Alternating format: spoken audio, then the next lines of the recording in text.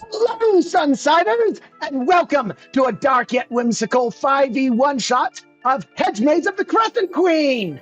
It's an adventure that's coming to Kickstarter very soon. I am your GM, Bryce. I am the boldest GM that's out there. Don't fact-check me on that. And here are our wonderful stars for the evening. Everybody say hi!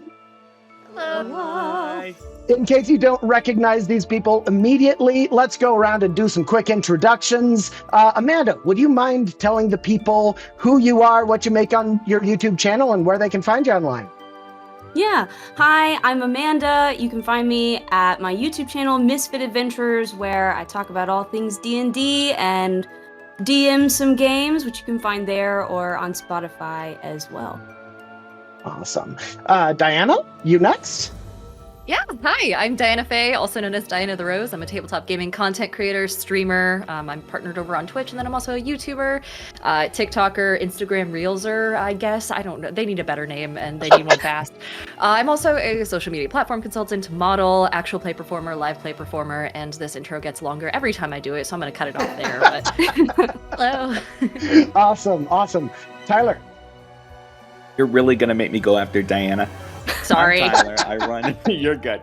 I'm Tyler. I run the Bards College on YouTube. I make videos about D&D, DMing, and everything in between. So if you're looking for advice for DMing or just want to see me talk about dumb D&D stuff, check me out there. But excited to be a player today. Awesome. And last but certainly not least, Thomas. My name is Thomas Fitch, and you can find me by that name pretty much everywhere. I make videos about D&D as well, but mine's different because mine has my voice and my face. Is that a better thing? No comment. Awesome. Great to have you all here today. For those watching at home, Hedge Maze of the Crescent Queen, it is a Fae-themed adventure meant to be played over 3 to 5 sessions, which means that it is never going to be one of those Kickstarters that you back, you play 2 or 3 times, and then it just sits on your shelf because you're like, it's not my thing, or your group falls apart. You will be able to complete this one, and that's going to feel really, really, really good. It comes out March 24th, which happens to be the first crescent moon in spring. So mark that down on your calendars so that fairies can't make you forget. Look up at the night sky and see what phase of the moon is, and join us in the countdown until you can enter the Hedge Maze of the Crescent Queen.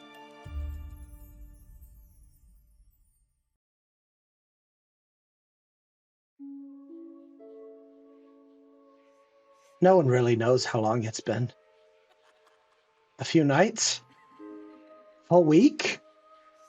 The winding, twisting madness of this maze, the natural bombardment to the senses that the Feywild brings, and the ever-present, looming crescent moon, which is 20 to 30 times the size most of you are used to seeing it, all make it impossible to really know how much time it's been. But you do know 2 things. First, there's only been a safe place and a safe time for you to catch a few hours of fleeting sleep 3 times since you've entered this maze. And every time that you do, it gets harder and harder to remember anything from before you came to this accursed place. Speaking of which, let's start off by doing some intelligence saving throws from everybody for the lostness. For those of you watching at home, the lostness is a mechanic within this. It is a Fey curse that steals your memory every time you take a long rest within the maze. So the longer you're here, the harder it gets. I'm nervous. And then 3, right? Yeah, I think so.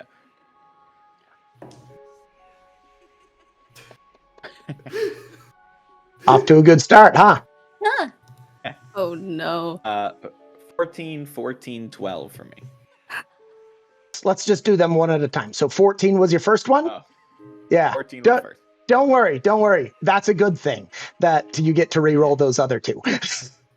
That is a failure for Bard, for Bard's College, for your character. My first one was a 5. Also a failure. Oh, man. Shocking. Well, I got a 20. You got a 20. You're doing just dandy. You're doing just dandy. And for Thomas? My first one's a 7 because I have a -1 to my intelligence saving throws. Oh. I should build my character different.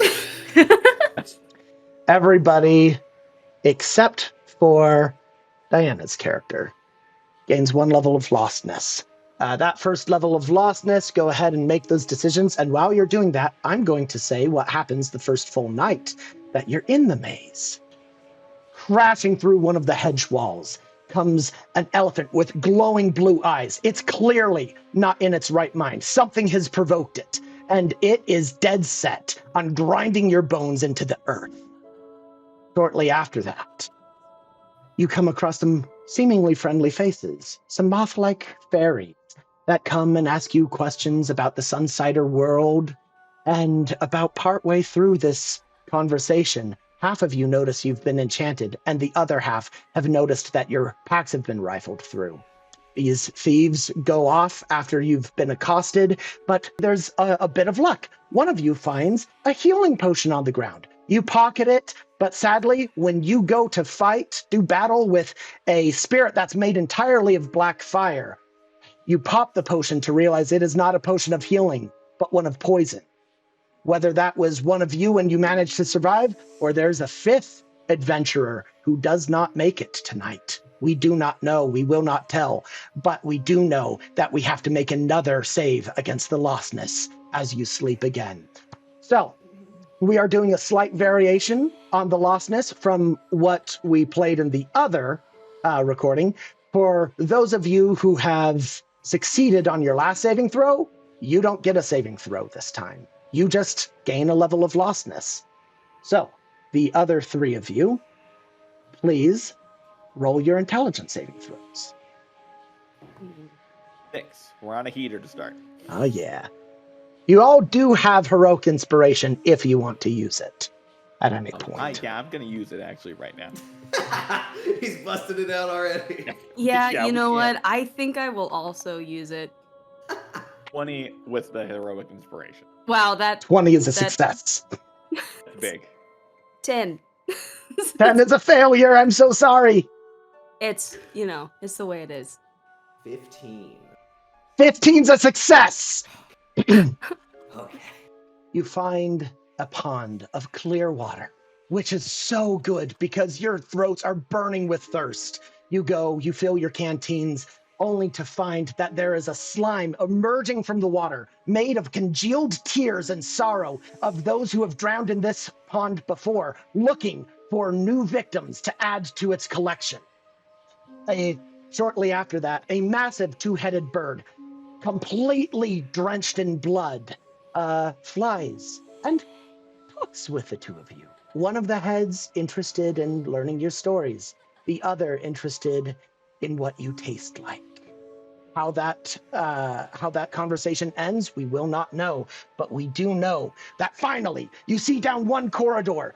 It looks as though it's not just another godforsaken corridor, but something of interest. You run towards it, and the hedge maze walls close around you, cutting off your sight of the new place, cutting off your retreat. And as you're discussing what to do from here, you realize there is something moving in the walls.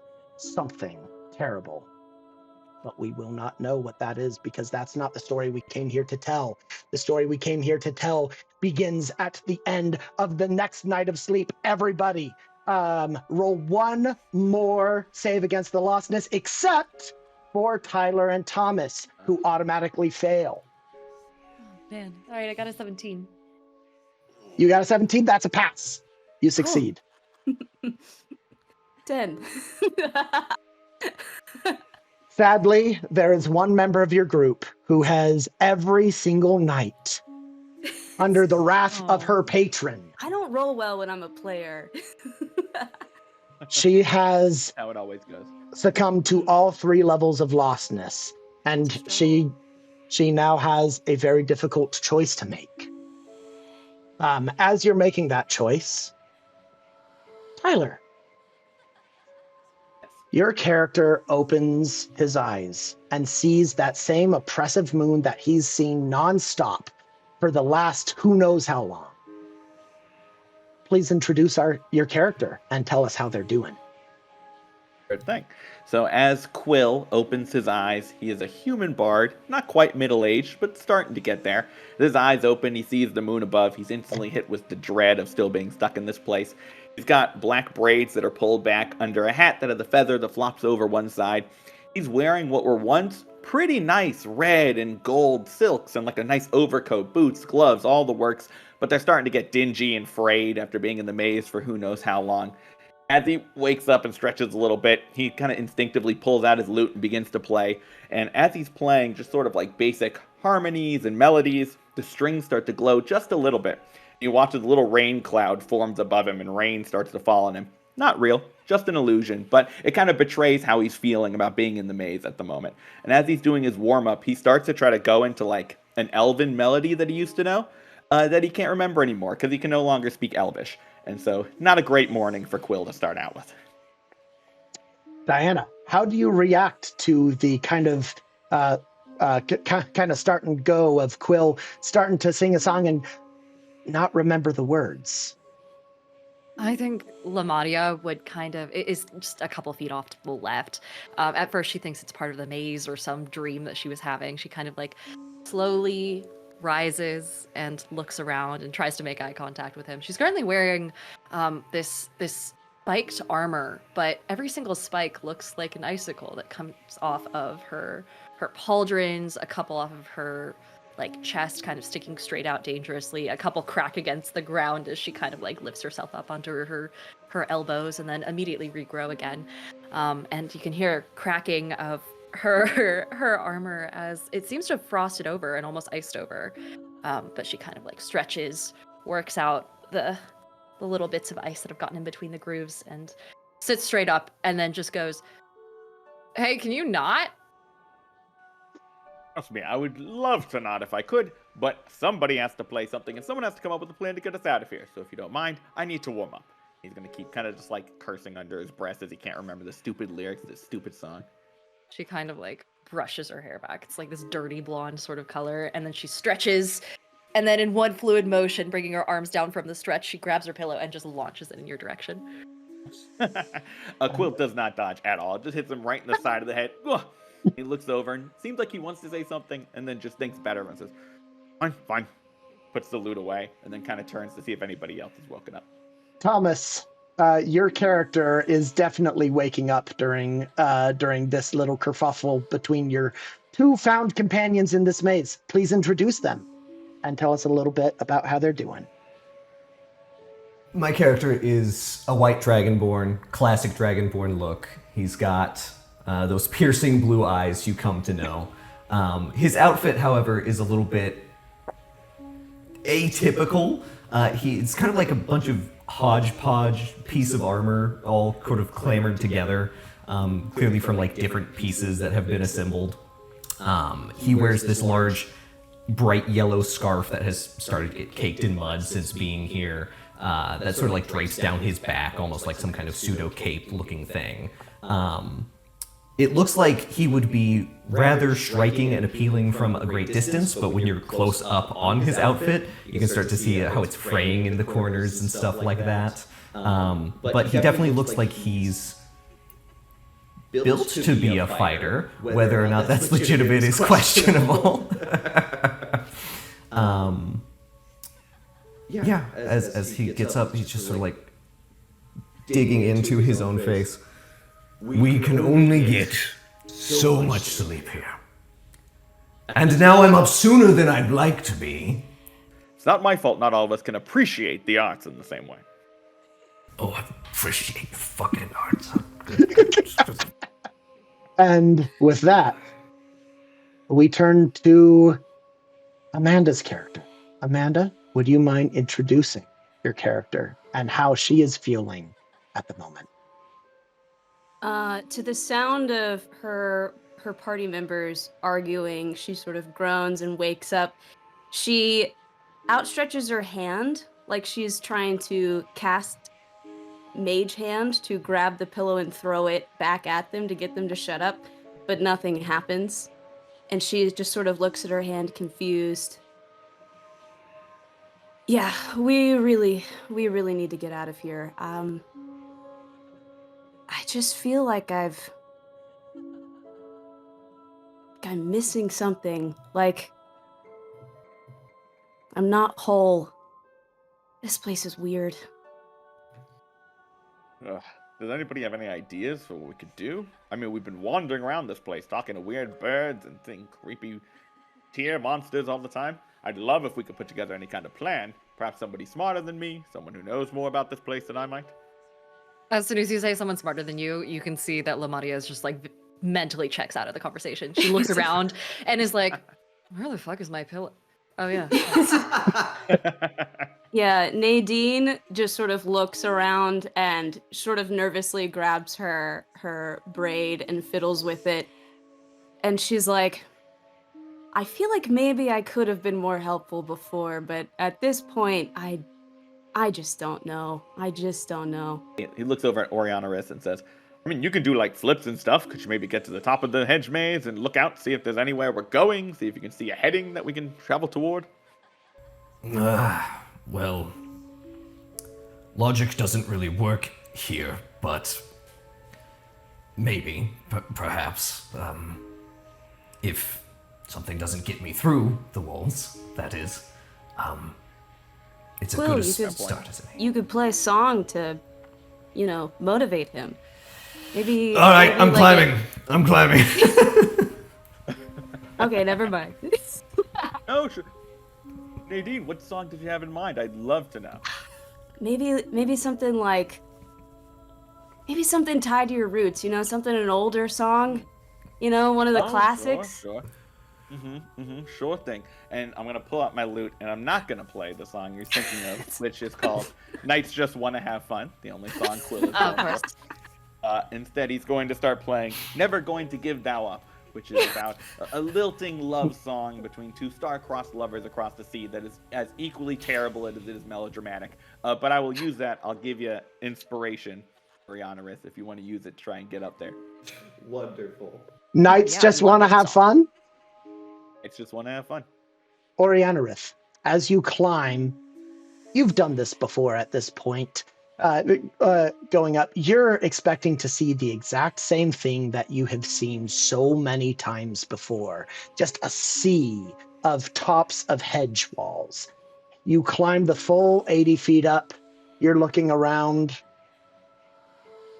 All of your suspicions are confirmed until you don't so much see it as you begin to hear the sound of lively music and dancing, singing. And with that audio cue, you actually see, off in the distance, a little glow from something that's far away, but it seems to be coming from the same direction that the music is coming from. Quill, this time I have seen something. We need to do everything we can to get in that direction. I hear the sounds of people bustling. And People's us that are down at ground, yeah. For us that are down at ground level, can we hear the music, just not see the glow, or does only Oriana? Not quite yet, but as you continue to go in the direction that Orianarith has directed, you start hearing it. You begin moving. It takes you maybe 30 minutes to an hour to actually see something. And then as you turn one corner, the world explodes with light and music and dance. You come to a field that is covered in people dancing and singing and having a great party. You see a massive tree stump that has been carved out to become a bar where drinks are being served. You see a place where there are waterfalls that are being used as mirrors to be some sort of a beauty salon. You see massive mushrooms where people are just hanging out and chilling, having a good time. You see card tables, dice tables. You see a massive pond where people are dancing knee deep. There are spouts of water that are changing colors, shooting into the air, twisting at impossible angles, drifting for far longer than gravity should allow. And above all of that is a teardrop-shaped pavilion that is made of pearl and marble. Everyone, welcome to the Font of the Moon! So, Can everybody see that map? Yeah. Yeah. Awesome. Every square is about 20 feet. So this isn't exactly, normal battle grid. But what do the four of you do? I immediately, upon entering, just like look around and throw one fist into the air, like triumphantly. This is the happiest you've seen Lamania in a hot second. She just like, she points over to the mushrooms and she goes, "Oh man, I haven't seen mushrooms like that since I dropped out of the college." Oh my god. Yeah, I think Quill is, anytime he's around music and dancing, is always going to be excited. And he says, "Finally, civilization." And he's going to go and head toward where they're playing the music and the water and the fountains are kind of spouting up. Awesome. Just for the sake of keeping people together for a one shot, let's have one person go with Quill. Who's going with Quill? I'll go with Quill. I definitely would want to go where people are and see if we can get some answers. Okay. All right. Orianarith and Lamaria, what are you two doing? Lamania's kind of like hopping back and forth, like grooving to the beat as she steps forward towards the bar. And she kind of taps you on the shoulder, kind of like in a back pat sort of way, and goes, "Hey, you're famous. You could probably get some free drinks, right?" I don't think anyone would know me here. Give it a shot. Come on. You're famous enough in all the realm. You gotta give it a, come on. Hey guys. And I start calling out to whoever's nearby, full on in a, "Hey, have you met Ted?" sort of way. Just go, hey, this is Orianarith, the famous gladiator, the monk, the king of guy, cold, right? the frozen typhoon. As you approach this bar, you can see that everybody there is drinking, having a good time, but you're seeing a wide range of emotions as people are hitting these shots. Some people are like, "Oh, this is the best damn thing I've ever drank." And others are like, "Right." And regardless of what emotions everybody is portraying, everyone's having a good time. And Lamaria, let me have you make a charisma check. Just a general charisma check as you're trying to get attention for Oriana. I love being a druid and doing charisma checks. That was a 5. That's a 5? Yeah, okay. She's like going up to people and she's like pointing at their shots and then pointing to Orianarith and then pointing to herself. She goes, "Shots, anyone? I mean, on someone else's tab. Any shots? Shots?" One of the people takes notice. Big old beefy woman with scars all over her face. She pours out her drink and then just scoops up in her shot glass pure dirt, and goes, "Here," and throws it, wet, soppy dirt into your face. Right, you're the famous one, right? Let me get one for you too. Oh no, thank you. Oh. Hey, you wear it really well. No, it looks good. And she kind of like rubs it all off except for 2 stripes underneath her eyes as best she can. Kind of give her like a sort of like what football people wear. I don't know what they're called because I don't actually watch this. Yeah. I don't know anything about football. She Black, goes, I think is what it's called. The sports. "Yes, the sports thing." She just continues raving. Orianarith, anything you're doing with that? She's looking at you. Famous fighter, right?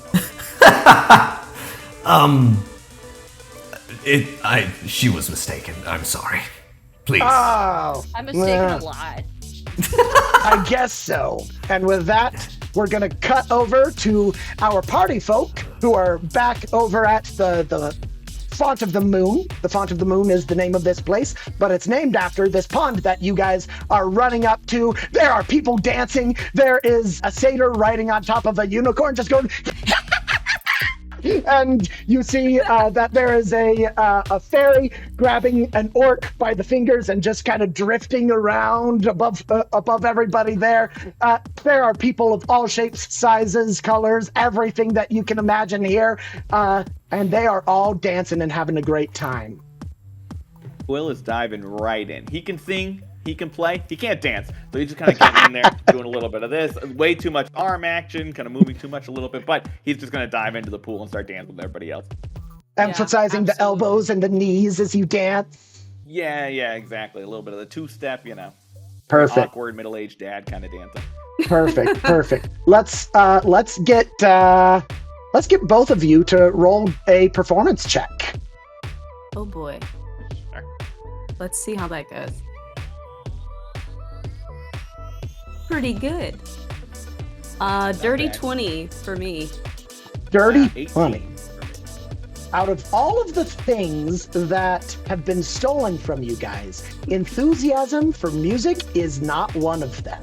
And you guys begin dancing, and you actually see some Fey folk like, open up a circle for you.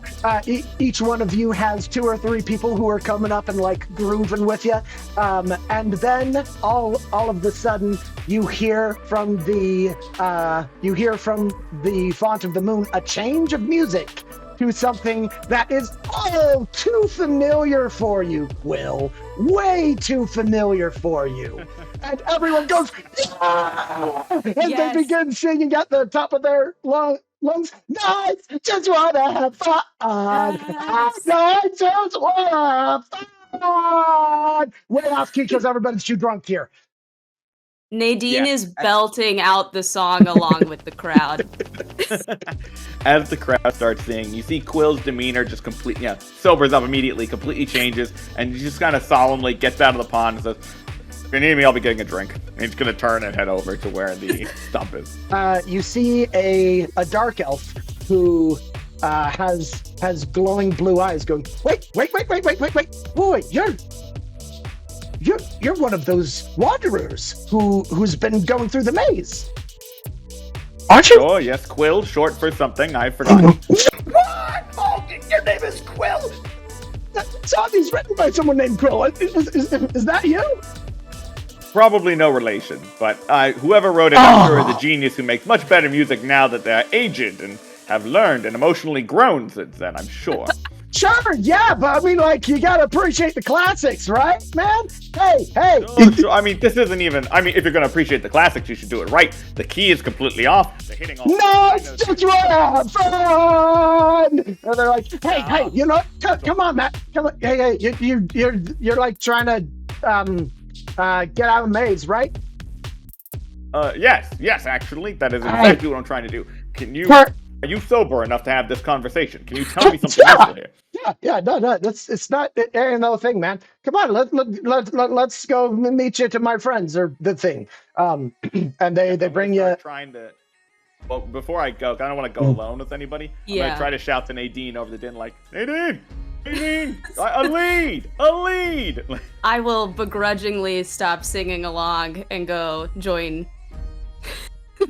Yeah, as you come up, I'm just gonna. One of them throws you a handkerchief as you leave, be like, "Come back!" And they just keep on dancing. Okay, so what's this guy's deal? Are we finding a way out? I don't know. He said he knew what we were wanderers that are looking through the maze. He seems like he might have some useful information. To be honest, he seems like he might not be all the way there. He mistook me for somebody else, so I'm not entirely sure if he knows what he's talking about. But it could be something. Something's better than nothing. Mm-hmm. So true. Do we get the other two, do you think, or just kind of wing it on our own? I mean, between you and me, we're kind of the ones carrying the team here. So do you think we even need them? Can I see the other ones from where we are? Make a perception check for me. First non-lostness roll of the game here. Nope. Those were the performance checks. Never mind. Nothing to see here. 9. 9. Nope. Not at all. Well, I guess we can go look for them. Probably fine. We're probably fine. We'll go find them after we have good news. Sure. Oh, that's so good. Yeah, let's go. Mm-hmm. So as you go off, we're going to go back to the other two, Lamaria and Orianarith.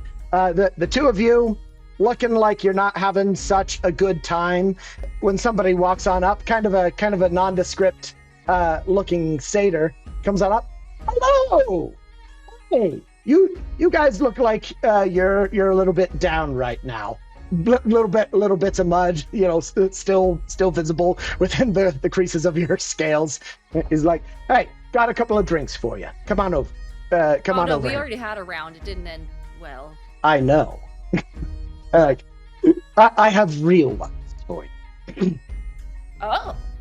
And I kind of like give Oriana with like a little like shoulder like nudge, and I go, "This happened to me in college too. We should follow this guy."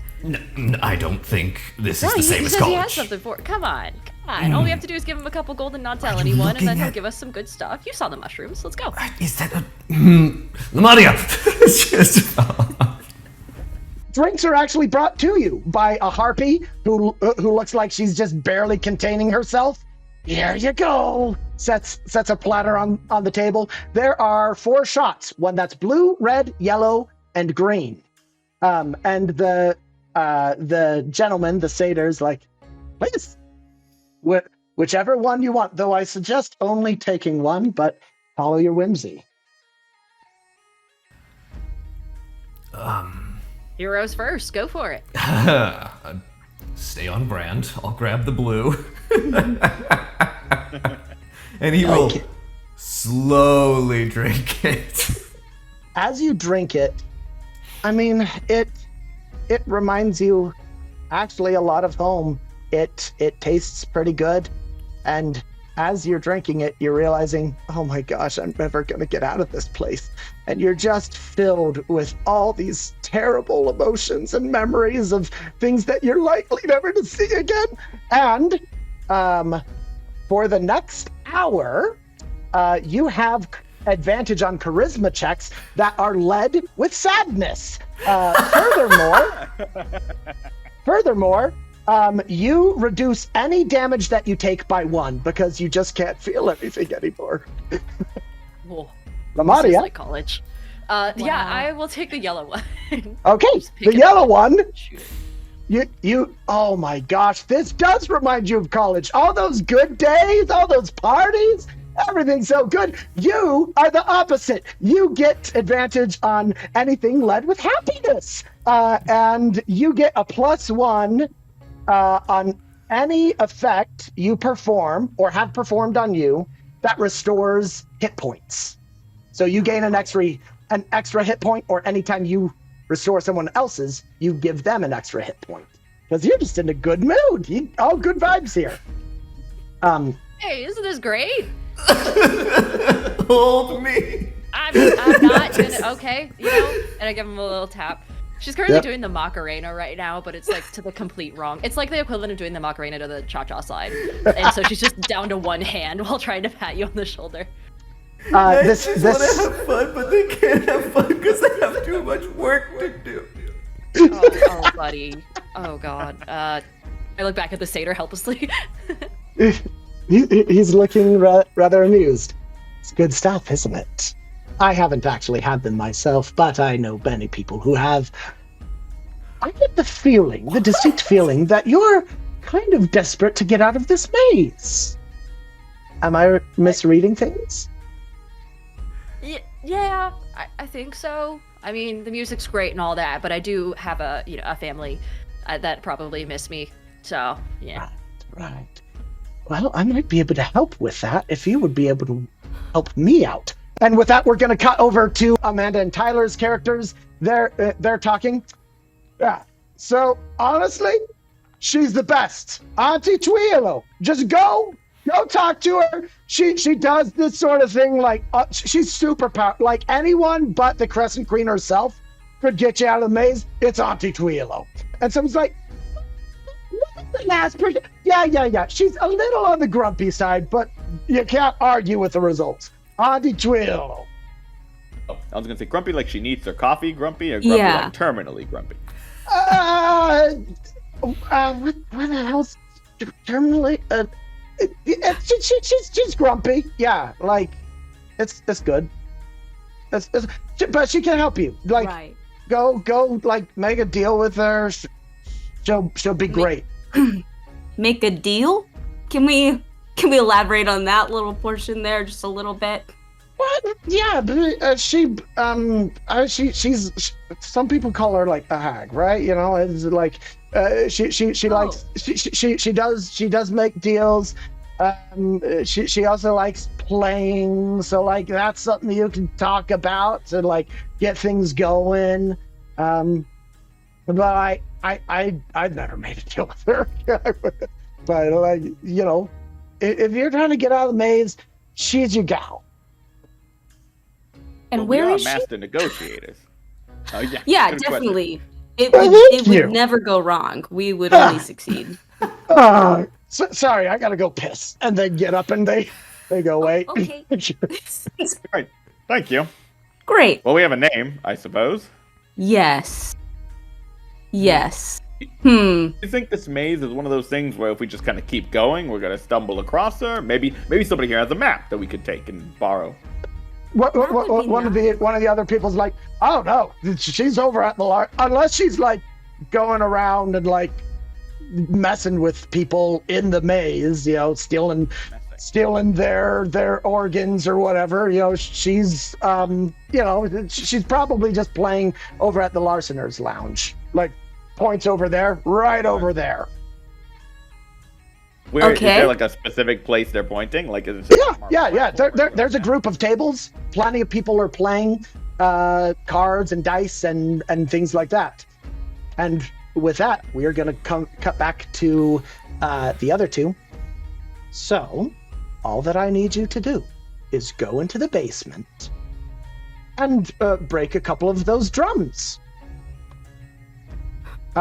In context, this character who you're talking to, this Satyr, wants you to break into the Fiddle Root, which is the bar that you just got some drinks from, and wants you to go downstairs and break some distillery drums.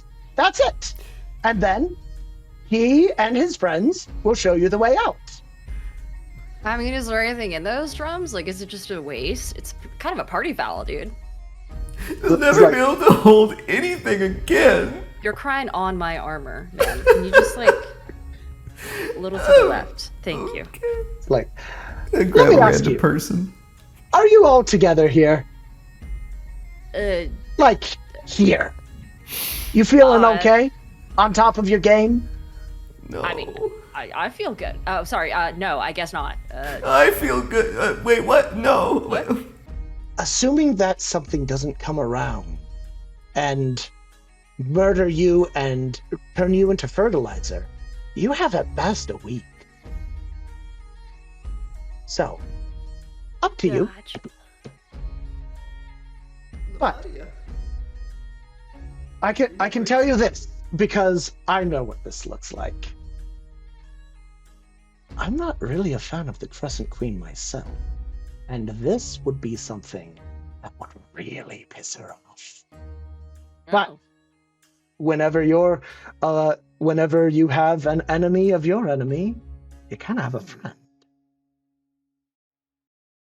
I mean, a little bit of property damage has never been a problem for me.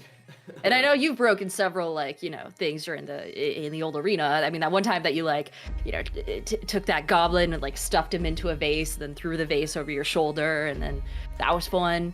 You can do that again. Come on, let's do it.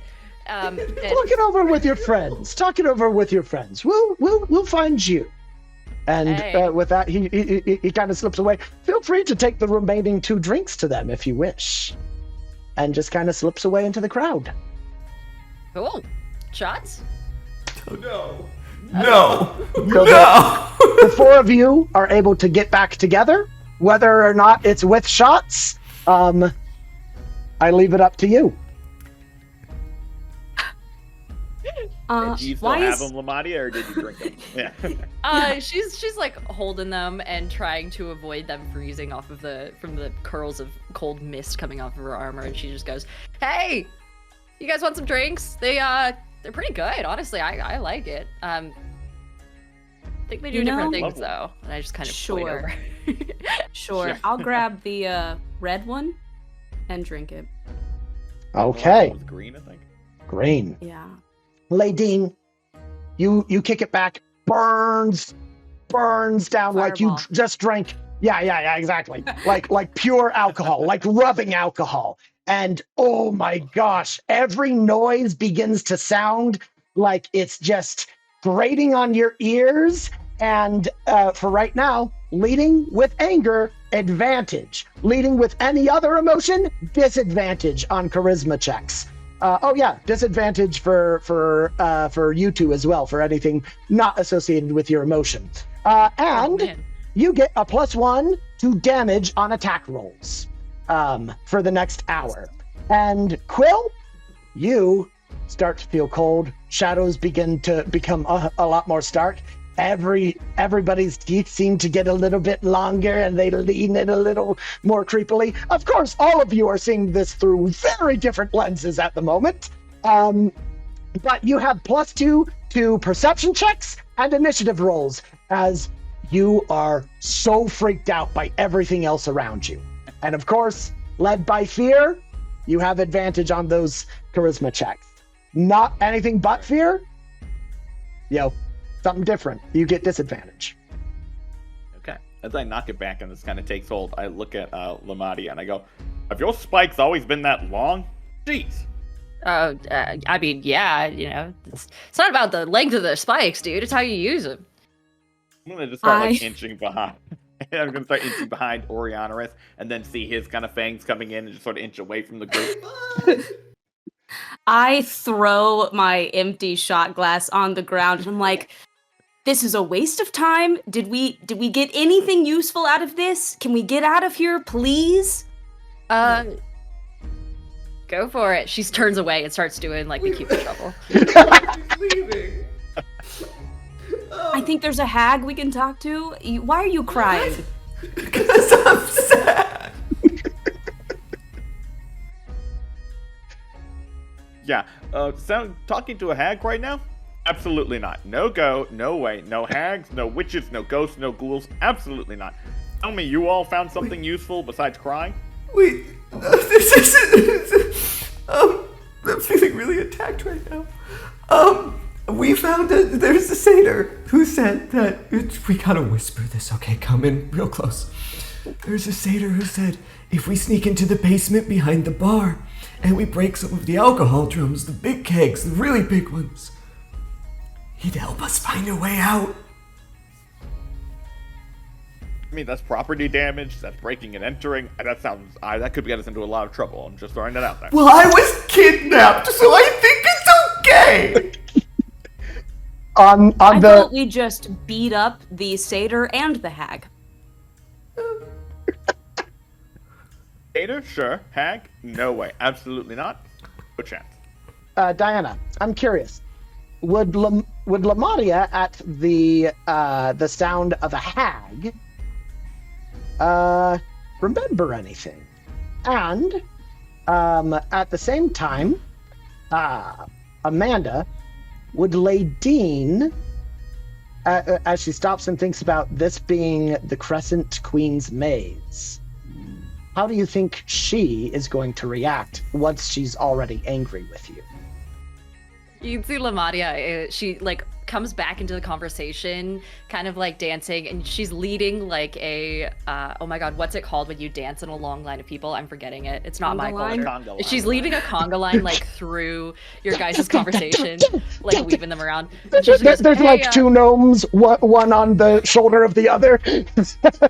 A centaur's getting real low to try and do it to them as well. Sorry. Fist bumping into the air, and she goes, hey, we shouldn't mess with hags. They're pretty dangerous. I do need to, I mean, it might be good to get some info from one, but we shouldn't fight them. It's a bad idea. My aunt died to one a little while ago. My aunt was cool. Man. What was I talking about? Anyway, Ariba! And then she just fucking... Somehow, I think that was the smartest thing Lamadia said since we met her. No hag fighting. Fine. No hag fighting. But I don't know. I think we need to be cautious about anything that could upset the Crescent Queen.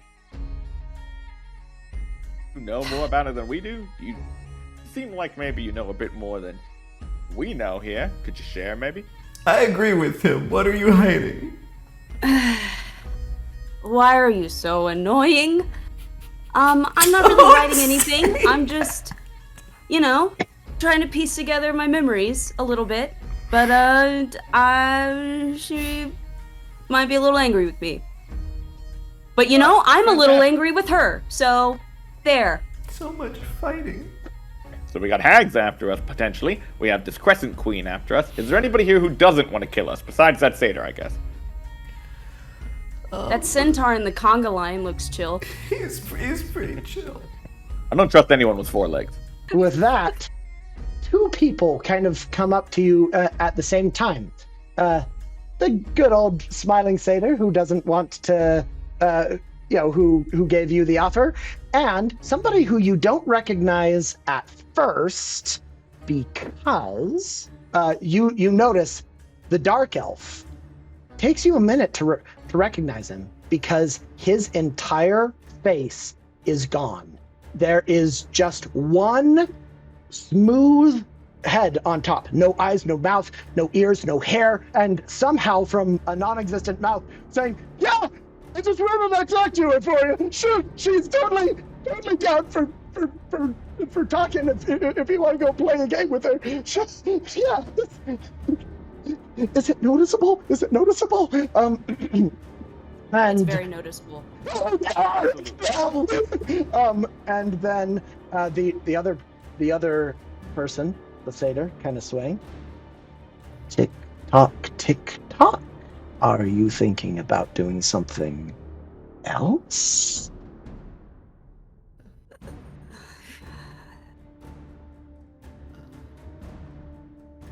Quill had an idea, and I pushed him forward. Closer to this faceless guy, and he goes, "Hey, turns out I actually am that Quill, so let me know if you need anything. I'm incredibly wealthy. I can pass that over to you." Oh my gosh, can I take it? Can I take it?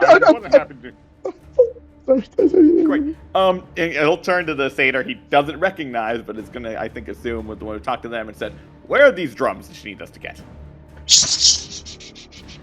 No. Not so loud. Looks over at the now faceless dark elf. Is like, "Yeah, let's. You look like you could maybe, I would say, use a drink, but I'm not sure how that works." It's like, I can talk, so maybe, all right. It's like, okay, good. Come on. It's all right. And from this satyr's robes comes a dagger that goes immediately into the dark elf's gut. And instinctively, a hand that tries to cover a mouth, but you also notice that the hand slightly passes through the face. The dude just slumps into a chair. "Oh, looks like you're a little tuckered out. Here's another drink." And snaps over, and another harpy sets a drink before the faceless dude, who, if he had a face, would have a dead expression on it. Very good. I think it's time we do something. Maybe anybody have an idea so we can get inside the stump? Maybe get down to where we need to go? Let's just go destroy those things that you wanted us to break, right? Very persuasive. Good idea. Okay. Don't look for this face, by the way. But I will find you once everything's done and deliver on the deal. So happy to find wanderers willing to help. And with that, kind of fades into the crowd. Love this place. Looking at the I hate stump it here. bar. Yeah. Is there like a back door? Is it like hollowed out inside and there's a bar that they're passing drinks out to? Let me show you guys a map real fast. Oh. After that tense moment, the music seems to come back. This place is crawling with people, just absolutely crawling with people. I'm not going to put the tokens down because way too much. But nobody seems to have noticed the little meeting that y'all had. There are a few notable things now that you're actually casing the joint. One is that there is a big old Minotaur bouncer who is every once in a while needing to pick somebody up and throw them into the font of the moon. There are some harpy servers who are going and flying off to a different part of this field here. And there is like an overly outgoing proprietor who is a satyr. Like, he's mixing drinks, he's talking, he's laughing. He's one of those people that if you didn't like him so much, you'd hate him. And there's a couple of other staff members working around. What you see right here, so pinging right there, that is the one entrance, conventional entrance, not even a door, just kind of a hole in the wall. There are lots of bars that have been cut out for little windows that everybody else is working behind. Everybody's working back here. There seems to be some sort of a kitchen. There seems to be a door going down into the basement area there. All of these gray things here are stools that are made either out of rocks or out of mushrooms or out of a group of flowers that is surprisingly durable that you can actually sit on, and it actually smells pretty good when you go to sit down. If I distract the proprietor, maybe our circle of campus druid could transform into something and find a way down beneath. Yeah, I could do that. What do you? I've got squirrel. I've got rat. I've got pigeon. I could do worm. I've got, let's see, what else? I could do beetle. I could do fly. I could do the other type of beetle, slightly shinier, a little bit more cool. You're very multifaceted. Whatever you're most comfortable with. Whatever would works. help if we would also probably help if we had somebody distract the very large bouncer that I would like to avoid if someone else wants to take on that task. Oh, I have to. Oh, I thought okay. Nadine? I mean, I can try. You looked like you were itching for a fight earlier, so I was just thinking. Yeah, you know what? Yeah, you know what? Let's do it. I'll go distract him. Oriana, do you think you have a way you could maybe get in there with Amadia and help out with the breaking? Sorry. That's a very good question. I can be somewhat sneaky when I want to be, but I guess it depends on how good your distraction is. I could stick around the wings and just play a more supportive role and wait for somebody else to lead for once. And then I can just, if I can get in, I'll get in. If not, I'll back up Nadine if she needs it. That's probably a good plan, actually, because I think Nadine's going to go punch that guy. So maybe you keep an eye on her. If she needs some assistance, they're close by. So I'll go up to the side and I'll say, I've had a lot of long nights in this maze. I need the strongest thing you have, and I need you to tell me where you got it from and why it is so strong, please. Most certainly, sir. And with that, this very well-dressed satyr directs you to the menu. You don't speak Elven anymore. Do you by chance speak Sylvan? Oh. Okay. No. He's like, I speak Common and Dwarvish, unfortunately. well, he shows you the menu, which I'm going to show to you guys right now. This is Marivol's marvelous menu. If you are a garden guest, you get complimentary drinks, either, a couple of shot Essence of Emotions, although I kind of, looking at you, kind of twitching, suspect you might already have one. You should not mix that with another emotion, I'll tell you that. We have Silver's Eminence. He's like, please, I mix the drinks. I know what they look like. He's like, oh yes, we've got the Anything Maker. We've got the D-Ale-Ailer. We've got Oops Undoer. That tastes very good, but pretty pricey. If you all can see that menu there are all of the drinks. He also has a few knickknacks that have been taken from wanderers who didn't make it out of the maze or who traded for something else. You have minor and major goods that can be traded for minor and major payments. I'll let you look that over, and we're going to hop over to somebody else who's in this plan right now. I am going to storm up to this Minotaur and go, hey, cowman, I've got a bone to pick with you. Roll, I will say either intimidation or persuasion, either one with advantage. Okay. Oh, I'm gonna get killed. Fine. Okay. Hang on. I can read. That's an 18. An 18 goes, whoa. Hey. What? You had too much of the red stuff, right? Way too much of the red stuff. Is this up to regulation? Like, have you had an inspector come and check this out? What is your rating for this establishment? I need all the details. Ma'am, now. I don't know where. Kind of looks you up and down. Wait a minute. Come with me. Come with me, ma'am. We'll take care. Come on. I won't touch you if that's not what you want. Okay. Okay. Where are we going? What? I need some information before I just walk off with somebody I don't know. I work for Marival, who works for the Crescent Queen. Kind of looks at you. I see. Okay, fine. Let's go. And with that, Nadine walks off with a big old beefy Minotaur in tow. Easy. Okay.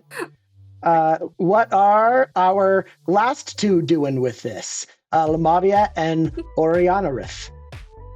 I think Lamadia has kind of worked the crowd up to the point where she is now crowd surfing.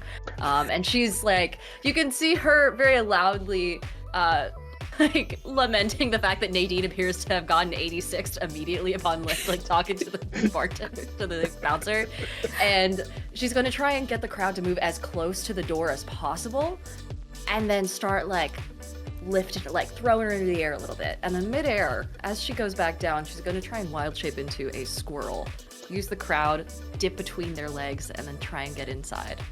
I want you to make a charisma check with advantage. But knowing that if you get below a 10, there's going to be something fun that happens. Good thing I'm really charismatic, guys, and also just rolled a natural 20. Yeah, there it is. There it is. And with that, they're like bouncing you in there, and all of a sudden, you go up and you don't come down. Well, you do, but you come down as a Squirrel, like a little, squirrel. like touches of blue, a little bit of frost coming off of her fur, and she almost immediately like locks in. She starts darting in between people's legs, like kind of parkouring around their shoes, swinging off their shoelaces, and trying to go straight in. Okay. With that, I'm gonna go ahead and say, give yourself a stealth check with advantage. Oh, good, because I have disadvantage on those normally. So. But you're not wearing armor anymore. You're a squirrel. That's true. I'm a squirrel. So advantage. Ooh. Okay. 14. 14. 14's not bad. In squirrel form, she's like pressing herself up against the wall, like looking around. It would feel very Kronk if you weren't so small and you're able to dart from glass to glass to glass. You wait for some overworked employee to pass with a tray of drinks, and then you scurry off down towards that door. That's what you're aiming for right now. There is, however, one halfling employee who's like, "Oh, squirrel!" and tries to scoop you up. Go ahead and roll a either dexterity or strength saving throw. As a squirrel. Yeah. As a squirrel, I gotta look up the new squirrel stat block. Orianarith, by the way, you do see this. Okay. I think with that, I would probably, at the very least, approach the bar. Choose that out of all the things. I probably need to back up Lamadia here. I think it depends on what happens if she fails or succeeds as to my exact action. Okay. But you're readying something. Yes. Let's see here. Turns out rats and squirrels not that dexterous, but I still rolled an 18. An 18. You're able to slip on past her, and she's going, wait, no, and following you. Orianarith, what you doing? Okay. I'm going to walk up and I'm going to use my elementalism cantrip. And let's see, I think I'm probably going to try and, it's a 30-foot range, so I'll get up to the bar and I'm going to try and put this directly on said halfling. And I'm going to beckon earth, which is to create a thin shroud of dust or sand that covers surfaces in a 5-foot square area. So I'm basically just gonna cause a puff of dirt to just, sort of like basically a dirt-based smoke bomb in this tiny little cube just to distract the halfling for long enough for her to break sight. Okay. I'm gonna say that that's going to earn Lamadia 1 reroll on the stealth check. Be a nat 20 then if we're going with the heroic inspiration. A nat 20. Hey, oh, mister. And with that, the halfling gets up on the bar in your face. Did you throw dirt at me? Well, throw's a strong word. Look. Oh, Tyler, do you want to get in on this action too? Sure, I was gonna say, if he's at the bar and I see it, can I lead with fear and come over and say, I'm so sorry, he didn't mean anything by here. Let me get you a drink, and try to like pay them for a drink to get him to quickly. I kind of want to see what he does first, but yes, absolutely. So with that, I'm gonna look back and see that the bouncer's gone. And I'm just gonna look at the halfling and shrug. Okay. Make a charisma check at disadvantage, because you still got sadness going through your system. So you're like, oh, about that. As I'm crying. So that is a 16? I think I have a +2 to charisma. Yeah, 16. 16. With disadvantage, she picks up somebody else's drink, a paying customer's. Hey! Throws it in your face. Not the first drink you've had yet tonight. With that, you come on over, make the offer. Sure, yeah, I try to smooth over things. Say, can I get you a drink? I'm so sorry. He didn't mean anything by it. Here, what do you like? Don't and this little halfling jumps off back into her work. Yeah, this was an employee. This wasn't just a patron. Welcome to the realm of the Fae, where bad customer service is not necessarily seen as bad customer service. I don't think I would have noticed that Nadine has been let off, so I'm going to turn back to the bartender and just say, do you have anything that'll help me forget, like, the last 18 years? Do I? Whatever drink they recommend, I will pay for and take, while hopefully Lamadia is breaking some drugs at it. He's like, that's kind of an odd request. If you want, however, absolutely. He's like, may I have one of your hairs, sir? As he's kind of mixing a shot together. Seasoned enough, yeah. Yeah, Quill pulls one out of his long braids he has and says, sure, I was going to pay with money, but that's even better. And I'll pass it over. Mixing up a drink. Thank you, sir. Puts it in there. He hands you a glass that, honestly, just looks like water to you. I'm going to kind of look at it, and then look at them, and just say, okay, I mean, I could use some of this too. I'll knock it back. You gain 1 level of lostness. Thank you very much for that. Here, this is a big bourbon. Go ahead and enjoy it. You now have a potion of Enlarge, the spell Enlarge.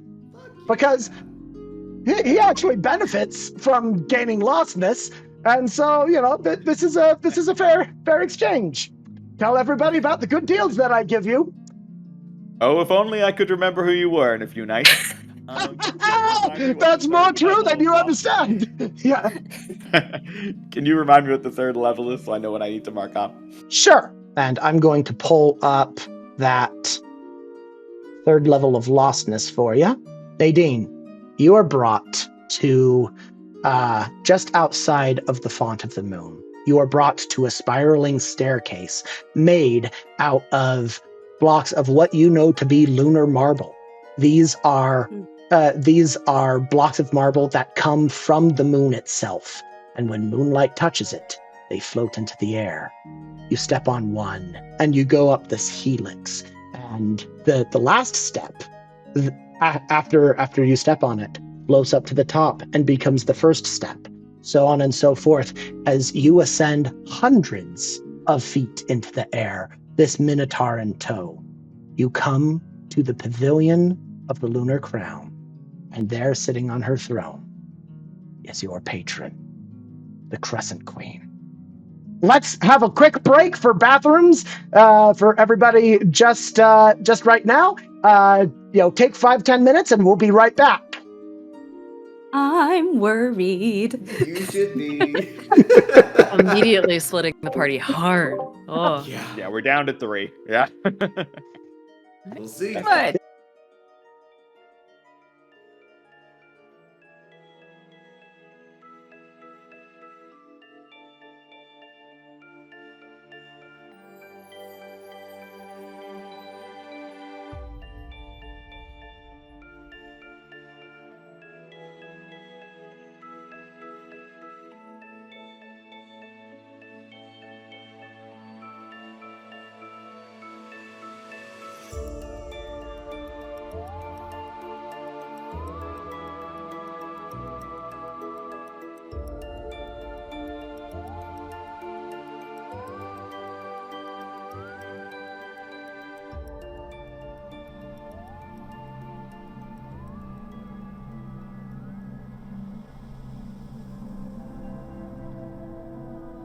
So, Nadine,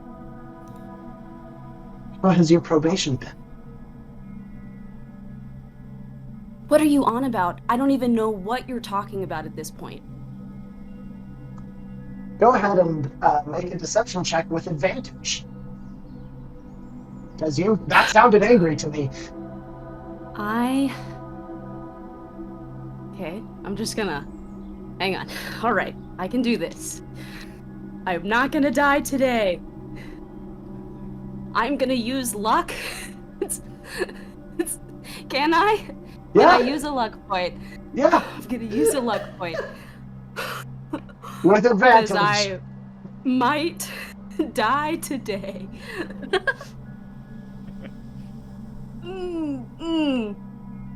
Wow, it's amazing. You want to know? I rolled like 3 6s.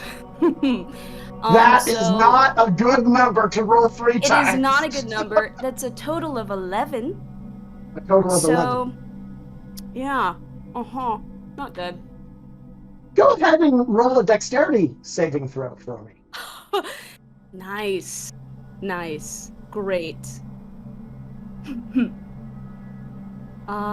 Okay. I thought that was a natural 1, and it's not. But it's not great. It's 9.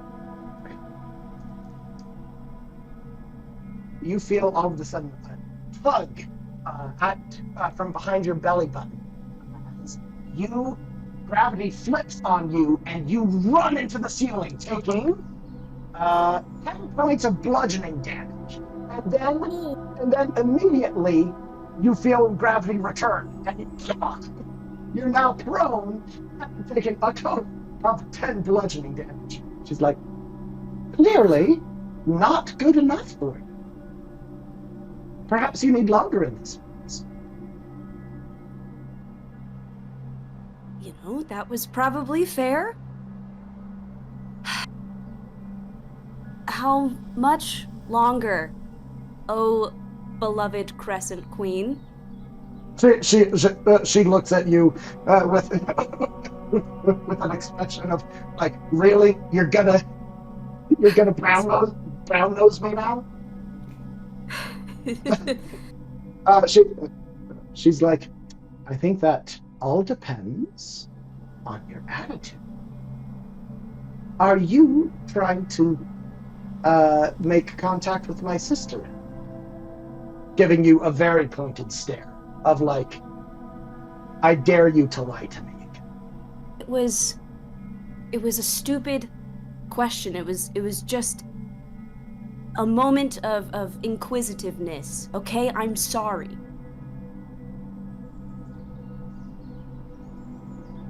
You don't know my sister.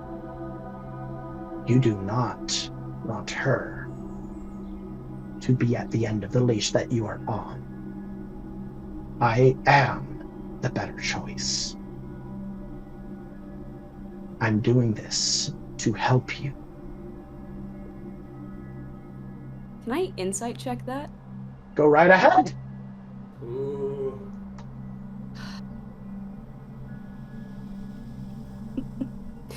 It's not my day, man. Yeah, 6. No! Another 6! Oh. It's terrible. This one's just cursed. She's you- blinded by anger. You have never, ever been able to read this woman, this patron, this demigod that is your patron. And the fact that you have anger and genuine anger towards her, mixed with alchemical anger, not a good combination. No. All right. You don't get any reading from her. What are you willing to do to show that you're sorry?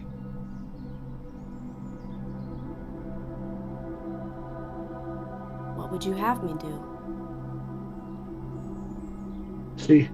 She nods, no smile, but you can tell that this is the sort of thing that she wants to hear.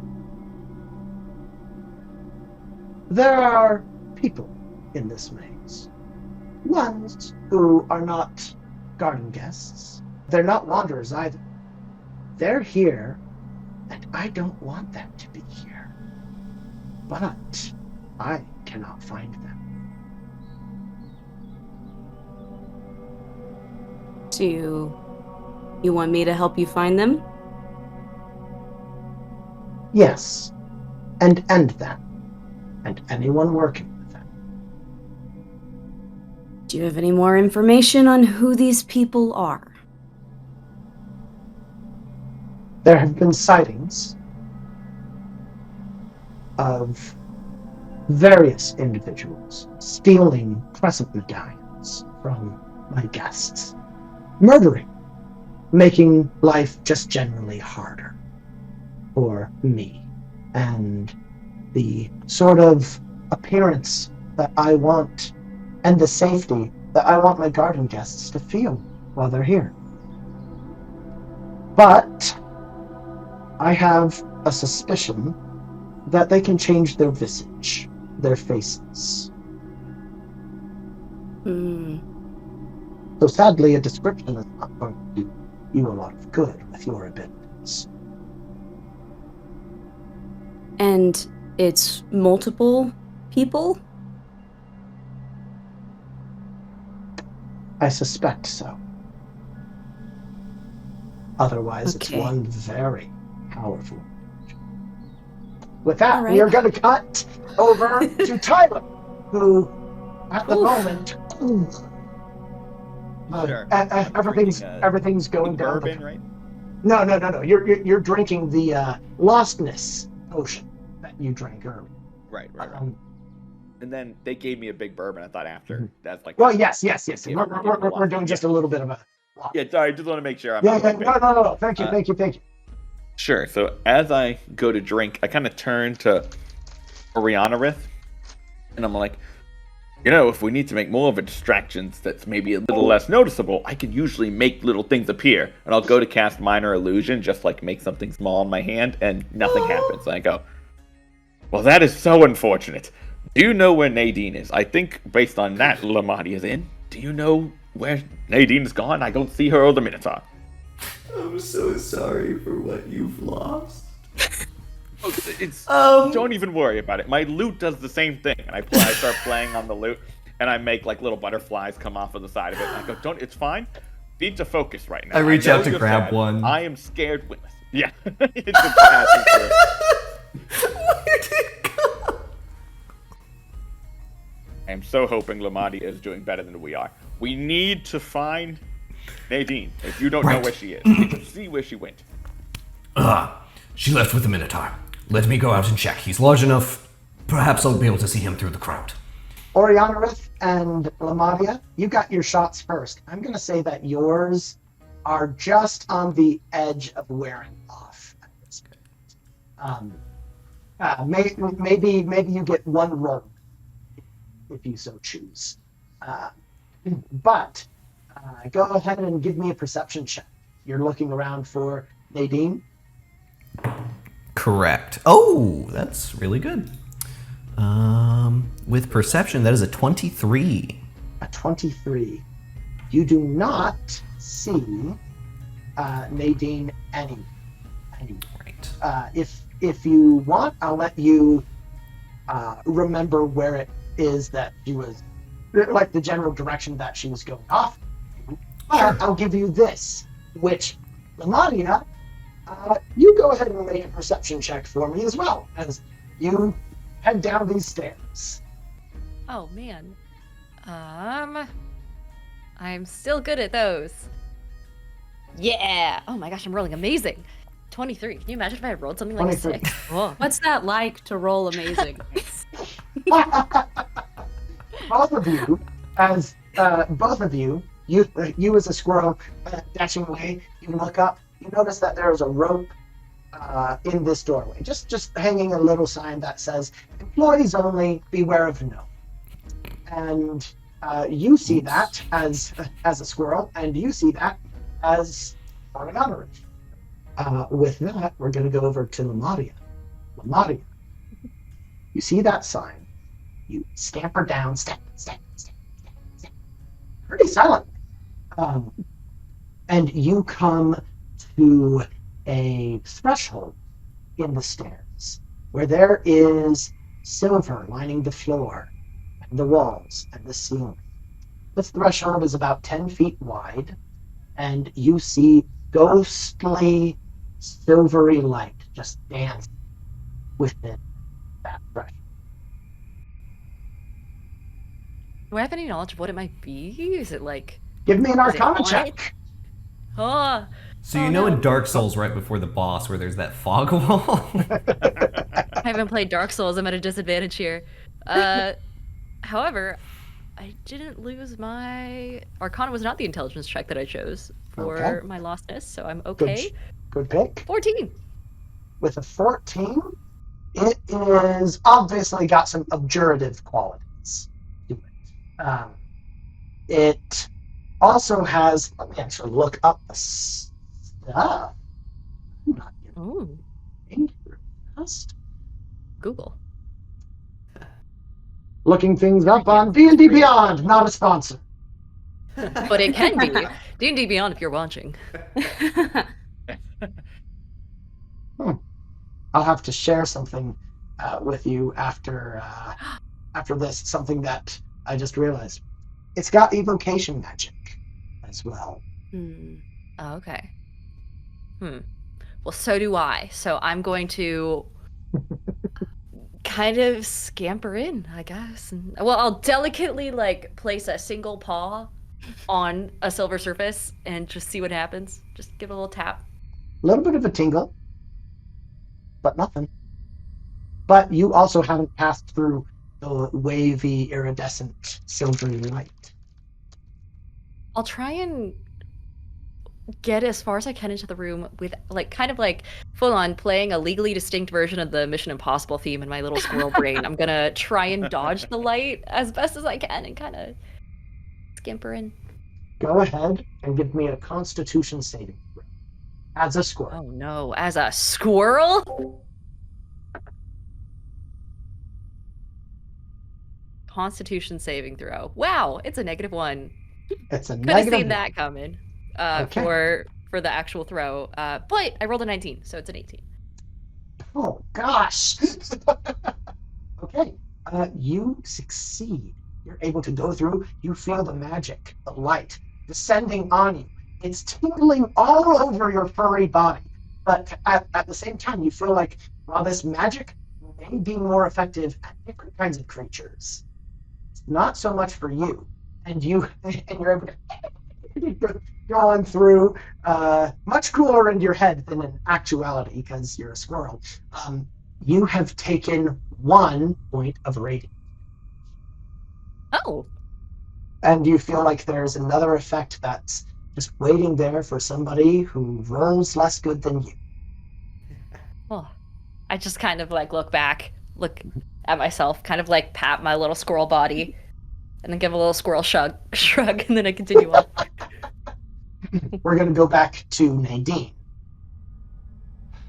She says, so I have your cooperation? You have my cooperation. Do I actually have your cooperation? I fully understand at this point that I am at a loss and I am not equipped to handle this situation. You have my full cooperation. Persuasion or deception check? Your call. That is a natural 20. Hell yeah. Finally! Finally. It's all coming together, boys. Just as planned. It's all coming together. Brett, talking to the Minotaur. Please take her back to the fiddle root and have her talk with Mary. Share with her all the information that the two of you know.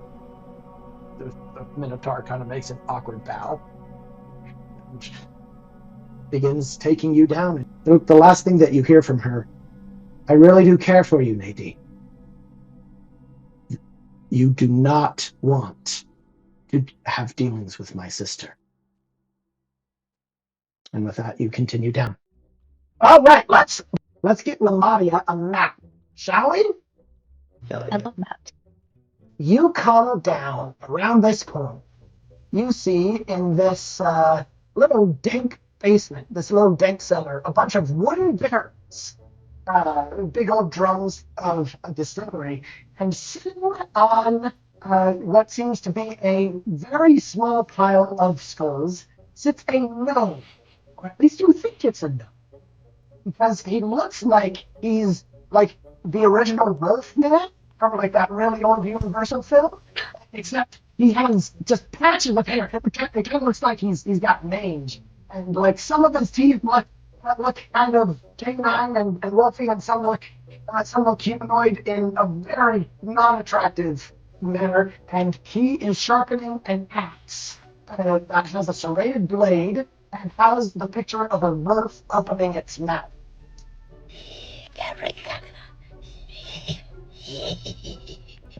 And just, speaking in gnome. Do you speak gnome? Speaking Salami? Okay. Okay. Then that's what you see. You have your target, but you also have And he doesn't see me yet, right? He does not see you yet. Do I have any idea if I start a fight, are the people upstairs gonna hear it and like come running, you think? I would say it depends on what spells you cast.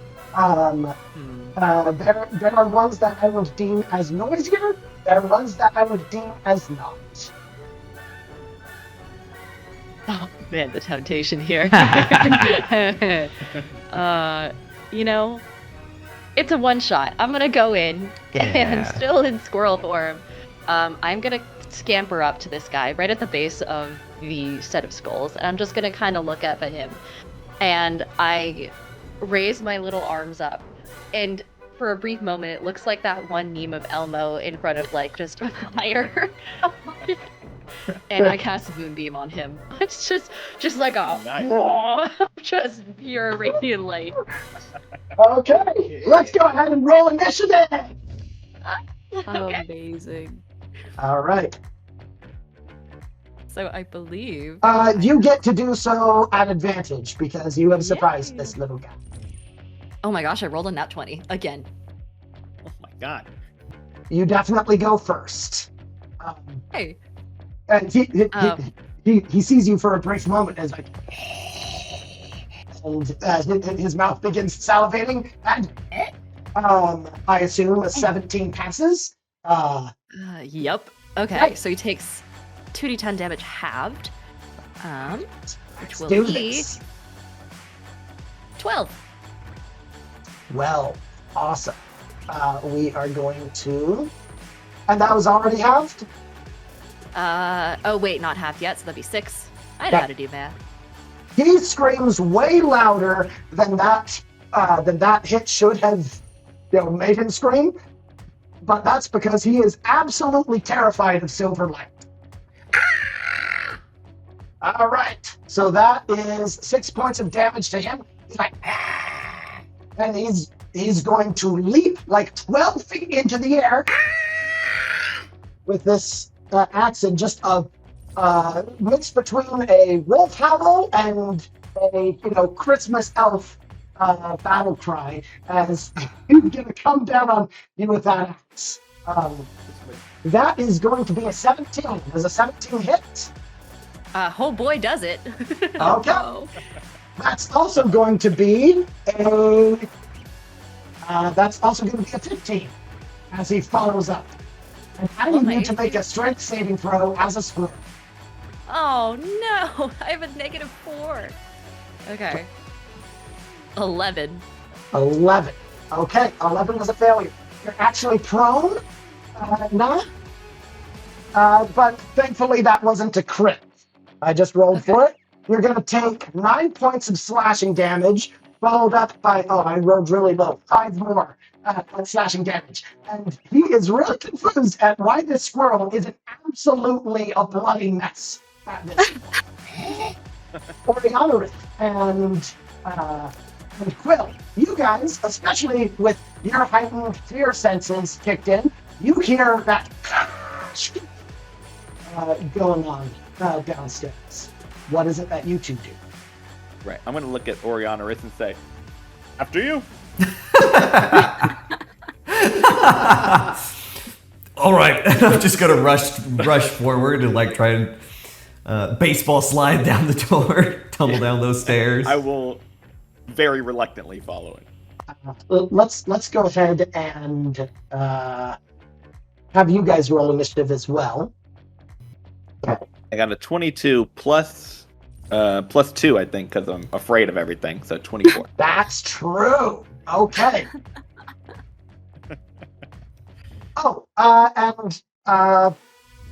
Diana, if you wouldn't mind rolling 2 more con saves for your concentration. Okay. It's gone. Okay. You are now prone. You are a squirrel, and you are half chopped in half at the moment. What are you doing? Okay, let me... Oh, I'm so sorry. There's actually a little bit more.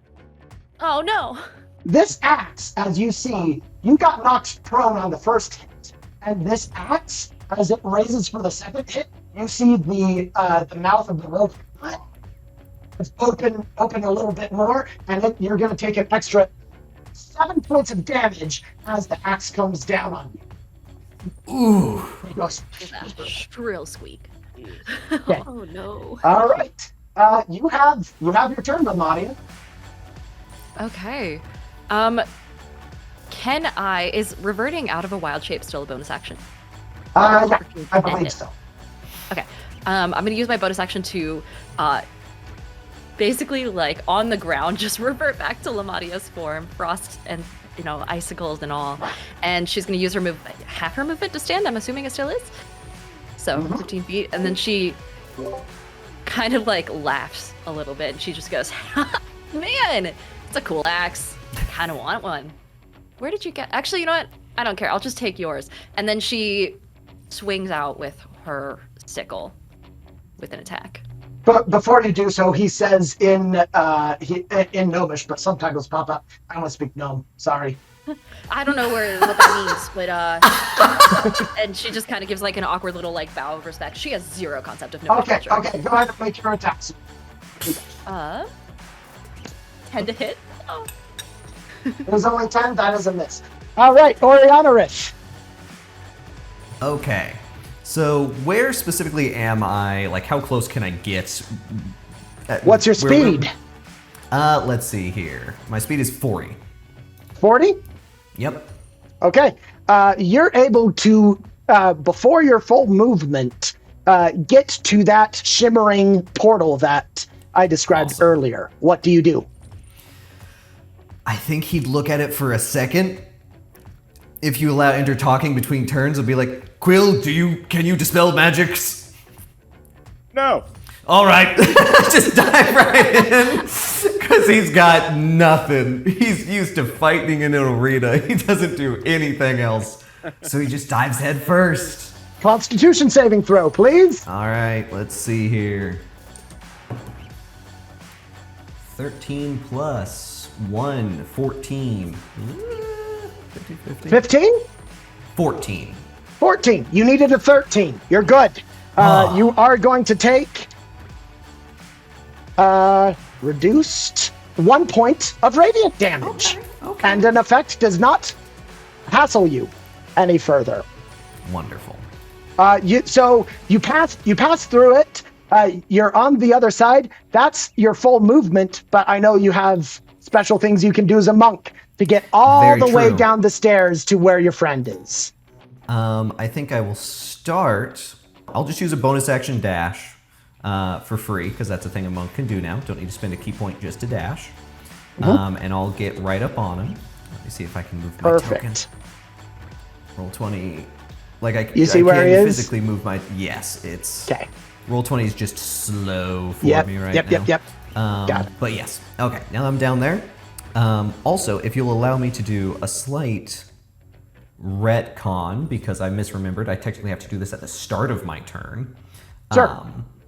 But at the start of my turn, I can spend 1 focus point, aka the old term for key, or the new term for key, rather. I can spend 1 focus point to start my elemental weapons. Let's see, where is it? Yeah. Aha, elemental attunement. So, it lasts for 10 minutes, and my attacks may have an extra 10 feet of range. Oh, it's under the fold. That's weird. Okay. Learning D&D Beyond on the fly. Wonderful. Okay. So, run up to him, and as Oriana Rith is running through this mist and feeling this bit of a tingle, he's just trying to shrug it off and focus. He uses his dragon's breath and he just breathes all over his claws, and he just starts to grow these large icicle-like claws on his hands. And he sprints on through it. He kicks down at the ground and just causes this big sheet of ice to reach towards his hands, and he just basically throws this chunk of icicles that splinter off and go at this guy. So I'll just use a basic attack. That is a +6, so that's 17 to hit. 17's a hit. Beautiful. So he will take, 5 + 4, that's 9 cold damage. Very good. And he also must make a strength saving throw. And if he fails, I can move him 10 feet toward or away from me. I'll push him 10 Natural feet away. 18. He's good. All right, yep, he's good. He does not move. Sturdy little gnome. Mm-hmm. All right, that's my turn. Okay. We are now to him. Now, Diana, you realize that you didn't see something last round when you hit him with the moonbeam. This time, you see his wounds are closing. And he says in subtitles, "The more the merrier," and is going to go down against you. Swing, natural 18. Oh, he's rolling good. Natural 4. I jinxed it. Okay. make a strength saving throw. Oh no. Oriana, Okay. and Quill, you're up Okay, next. yeah, I was about to say, let's see. Oh wait. Oriana does? Okay. Oriana Rift, sorry. Oh, that guy's gone. Lamania's just like, hey, I think that guy just called you a slur. I can't really tell. 17 on the strength saving throw. 17 on the strength saving throw. Perfect. You're good, but you are going to take 9 points of slashing damage Okay. as you're able to block the other one. I will use my reaction to deflect blows. Yep. Use my reaction to deflect blows, so I basically just get to reduce the damage that is dealt by 1d10 plus 8. So even if I took 9, you said? Yes. So even if I roll On a 1... natural 1, it's no damage. Yep. Yep. So, very nice. shoot up a sheet of ice and just catch the axe and throw it to the ground. Okay. Perfect. You also remember that there are these drums. That's what you're down here for. Yes. Well, I realized I skipped you, so go ahead and take 2 turns. No worries. So I'm in a full sprint to try to keep up with Orianarith. I can go 30 feet, and I was a little behind him. Can I get into the room and see this happening? In 2 turns, absolutely, but you have to make one of the bar people, because I'm imagining you guys are not being stealthy at all. They're like, hey, no, you can't, you don't want to go down there. Go ahead and make a Constitution saving throw. Sure thing. That is going to be a 6. 6. You are going to take 3 points of radiant damage, but here's the kicker. You are now coated in white flames. You are under the effects of fairy fire, so all attacks against you have advantage. Advantage. Okay, that's going through the silvery light. Yep. Yeah, so But you're down there. You can even get an action as you come and see this scene. Okay, so as I come in, oh god, like patting, trying to get the weird fire off me. Does Lamadia look okay, or is she looking super rough right now? On a scale of 1 to 31, she's at a 21. Sure. Okay. She's looking alright. I think after she insulted his music, he's not going to heal her right yet. So instead, I'll go ahead, I'll pull out my lute and start playing really softly and kind of whispering almost to myself. And I'm going to cast Dissonant Whispers at 2nd level. So I need a gnome to make a wisdom saving throw. He's not great at those, but that is a natural 16 on the die, and he gets no bonus. Yep.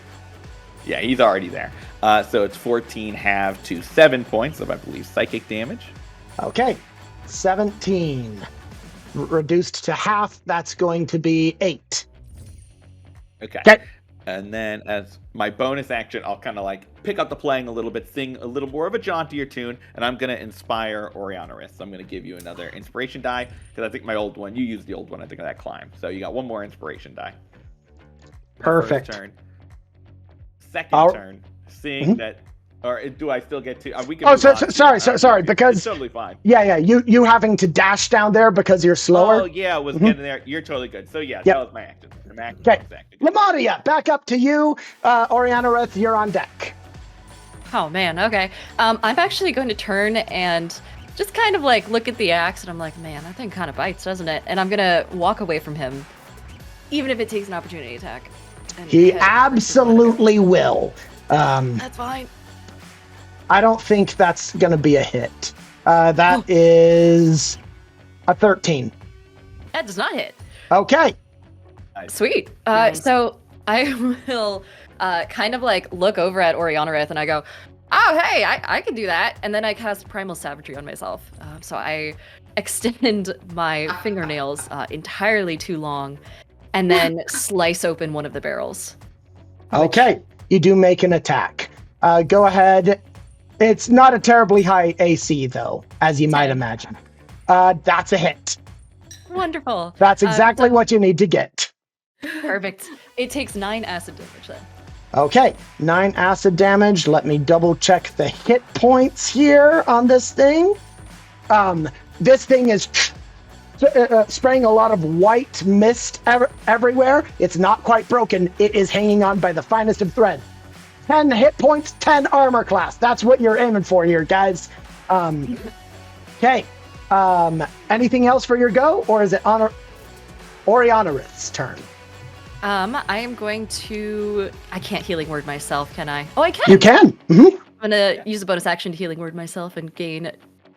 Let's see, it's going to be 7... 2d4 plus stuff. Mm-hmm. Yeah, 7 HP total, and that's the end of my turn. Okay, awesome. Orianarith. Okay. I'm going to jostle up 1 square, and then I'm just going to take 3 attacks, use a key point for Flurry of Blows, and we're just going to make 3 strikes at this guy. Okay. That's it. Let's see. We got, a 12. I'll go ahead and use my inspiration on that one. Okay. Bardic inspiration. That's only a 1. 13 curses. Then we have an 18. 18 will hit, yes. And third attack will be higher than an 18. So we got 2 hits. Perfect. Go ahead and give me that sweet, sweet pain. All right, so that's 5 plus 7 is a total of 12. I won't bother having him do the strength saving throws because there's no reason to push him away. I'd rather keep him on me. Sure. But yeah, I go for like a faint roundhouse, and then as I do that, I like breathe ice on my foot, then bring it back around, hit him in the face with just this icy kick, and then I just start digging in with the claws as best I can. As they break, he just starts repairing them. Okay. I see Lamati in the background like, oh, it's even cooler in person. He goes ahead, and where you hit him, he takes the blood, and is going to swing at you. As he heals up 10 more hit points. Okay. You are making progress, albeit slow. Okay, that is going to be a 17. Yep, that'll hit. Make a strength saving throw. Let's do this. 12. 12 is just barely a pass. Okay. Oh, so thank God. The next one is not at advantage, which I believe is going to be a miss. But that is going to be 11 points of damage. You do have your reaction back. Yep, I will absolutely use that. We'll go ahead and reduce it as much as I can. That's a 1, so I reduce it by 9. Okay, 9.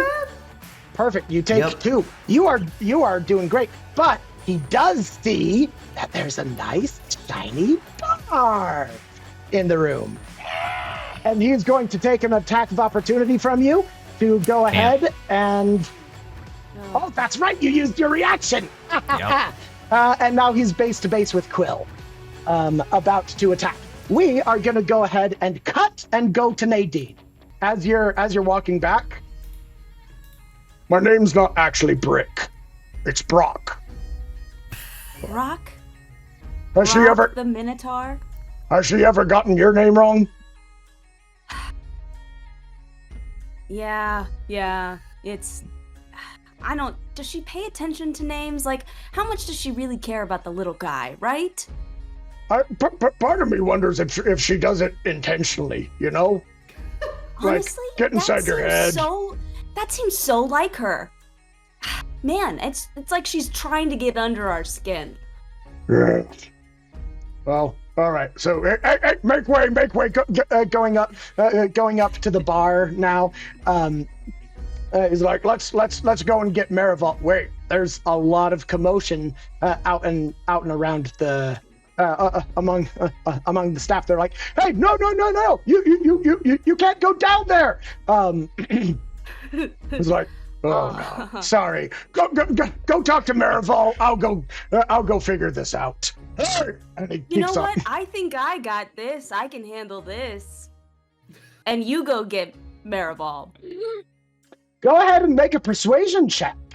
Not advantage, not disadvantage for the first time since your anger has worn off. I do love this strategy. Why don't I do your job and you do what I'm supposed to do? I rolled a natural 20 for a 25.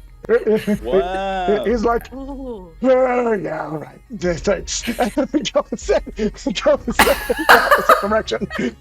Move! It's just waiting through. Can you roll initiative for me? I want to get you in on this. Absolutely. Oh, dude, you're rolling high every time it matters. Hell yeah. And low when it kind of still does. Still matters. 5 for my initiative. Okay, so you will be last, but you are on the count. Let me go ahead and position you where you're gonna be. You're gonna be right up here, and he's going over here. Okay? All right. And we will get you in on the next round. For now, we are up to Quill. This bloodthirsty gnome mixed with a werewolf coming on up to you. Okay, as this guy comes running in, I'm just going to go, oh, go to sleep. And I'm going to start playing like a lullaby as quick as I can on my lute. And I'm going to cast sleep on him. Question. So he needs to make, unless our werewolves or whatever lycanthrope he is he immune to exhaustion? I do not believe so. However, it's a wisdom saving throw, right? It is a wisdom save. He does have advantage on wisdom saves. Natural 20. Not even gonna bother. He's playing as hard as he can. He sees him just keep coming in. Just go to sleep, go to sleep, go to sleep. Oh no. And then I will try to just step I'll try to just get around him to the other side. Just like not taking any opportunity attacks, just getting to where if one of my wonderful friends and allies wanted to come and try to save me. Make an acrobatics check. It's very low DC. Okay, that's fair. But seeing as prone condition brings extra hurt, I want you to roll. No, it makes sense. Yeah, that makes sense. Acrobatics check is... And 17. Lamaria, you're up next, I believe. 17? Yeah, that's gonna pass easily. Lamaria. All right. I'm gonna turn around and I'm like, man, why do I feel kind of sleepy all of a sudden? Whatever. And then I'm gonna cast Moonbeam on him again. Just point just straight on him. Okay. So he has to make another con saving throw, DC 13. 13. What is the radius? Plus stuff. Sorry, what's the radius on Moonbeam? Am I gonna get caught in that or no? No, it's just a 5-foot radius. Sweet. Okay. But if that's the case, he takes 4 radiant damage. Very good. Orianarith, you're up. Okay. Oh, you know what? I'll give you a point of damage because you were quick on that. An extra point of damage. There we go. Sorry. I'm going to kind of do a repeat of last turn. I'm going to Flurry of Blows, but I'm going to send 2 at the little werewolf gnome, and I'm going to send 1 to the barrel that's to the left of me. Okay. So I'll throw my 2 attacks out at the gnome first.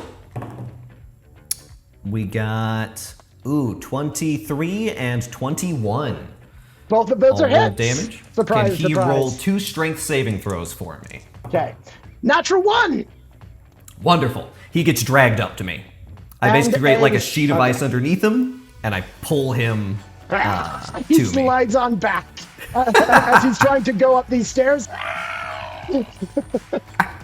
Okay. What's the damage again? Let's see. That is 4 plus 4, so that's 8. On top of 6 is 14. 14? Nice! Right. Okay, And then- you're making progress. He breathes this like little ball of frost in his hand and just like throws it up to the ceiling above that barrel to the left of him.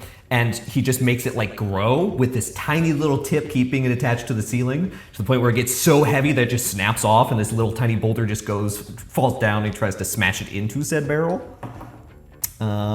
Third attack on barrel is 16. 16 is definitely a hit. Argan is not going to do anything fancy. I should move him up to you. He's base to base with you, right? Yes. I think you're easily the one he's the most angry at. He's going to make 2 attacks at you. A 14 does not hit, I don't think. No, it does not. These AC 16. The 16. Nope, both of which are misses. And he tries to do a wolf howl, but it's fully transformed.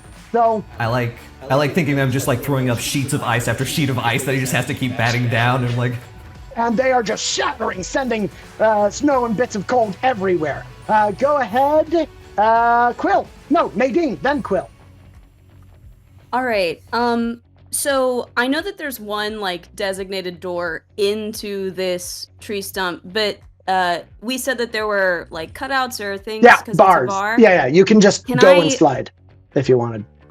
Yeah, like, do I have a clear line of sight to, I guess, like, the inside sort of nearish? Not, I mean, yeah, you can see probably up to here with a clear line of sight. Then I would like to Misty Step to Nice. that point.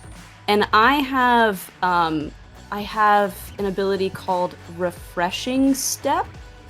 I think for part of my arch-fey patron that lets me give myself some temporary HP because I still hurt from being thrown up and down by my patron. So I'm gonna get back a little bit of health in doing that. And then can I see the stairs leading down? You know where they are. They're I just know around where- the corner, so you can Then get there with I your wanna movement. use Yeah, I want to use my my full movement to get down So movement there and plus dashing. Okay. yes. You get in the to room where that it's portal. happening. You get to that portal. You could totally see on the other side if you could teleport a second time. Do you want to just pass through it, or do you want to wait till your next turn?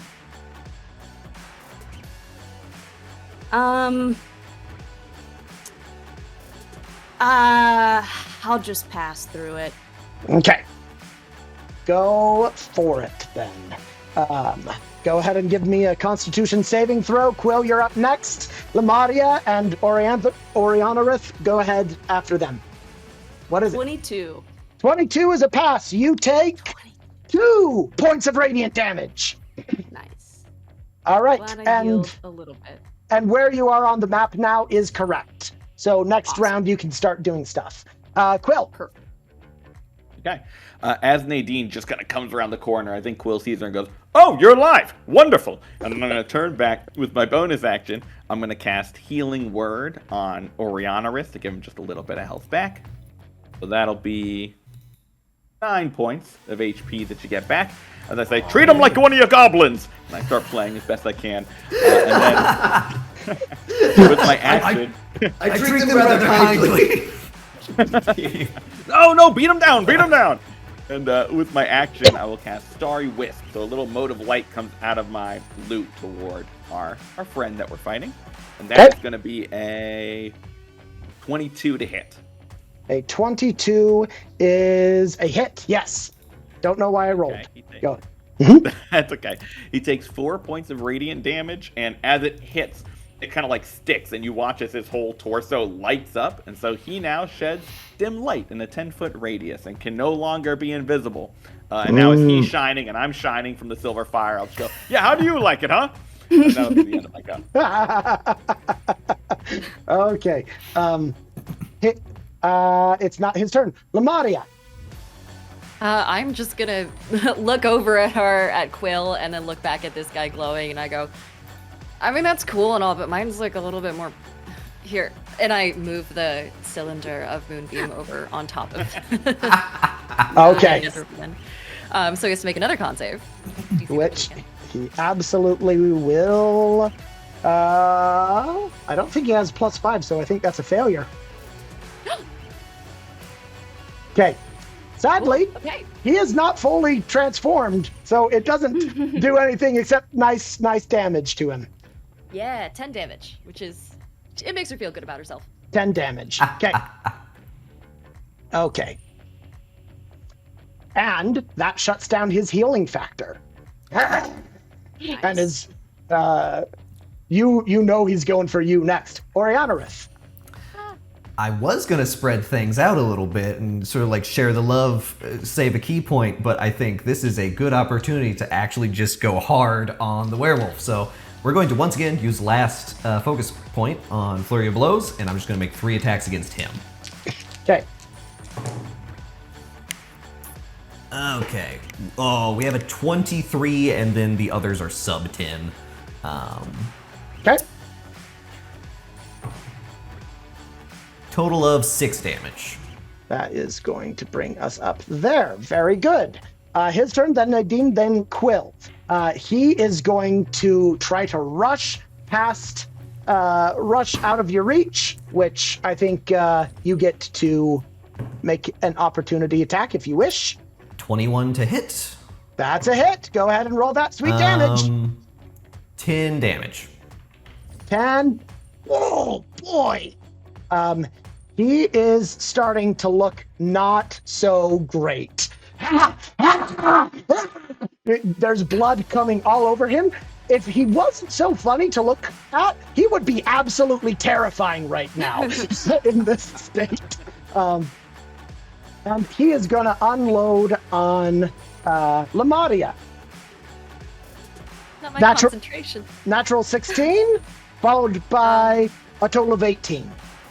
Both hit. Okay. Go ahead and make a strength saving throw on the second one. I want to see if I can get a crit on you. Strength saving throw is a nat 20. Nat 20. You're good. Okay. You take another 7 points of slashing. Sorry. Okay. 8 points of slashing. Ouch. followed by... Ooh, that's good damage. 14 points of slashing damage. Oh my gosh. Okay, well the moonbeam's gone. Okay. And I'm not looking too good. I'm gonna say the first one he slashes at your leg, and the second one he actually takes a bite out of your side, and that's just for flavor. Pun intended. She's like trying to kick him off. Hey, Nadine. Like Chihuahua gotten loose. I will round the corner into the room and just sort of be like, I leave for like 5-10 minutes. Seriously? And I'll see the gnome guy trying to eat my friend here, and I'm gonna send an Eldritch Blast his way.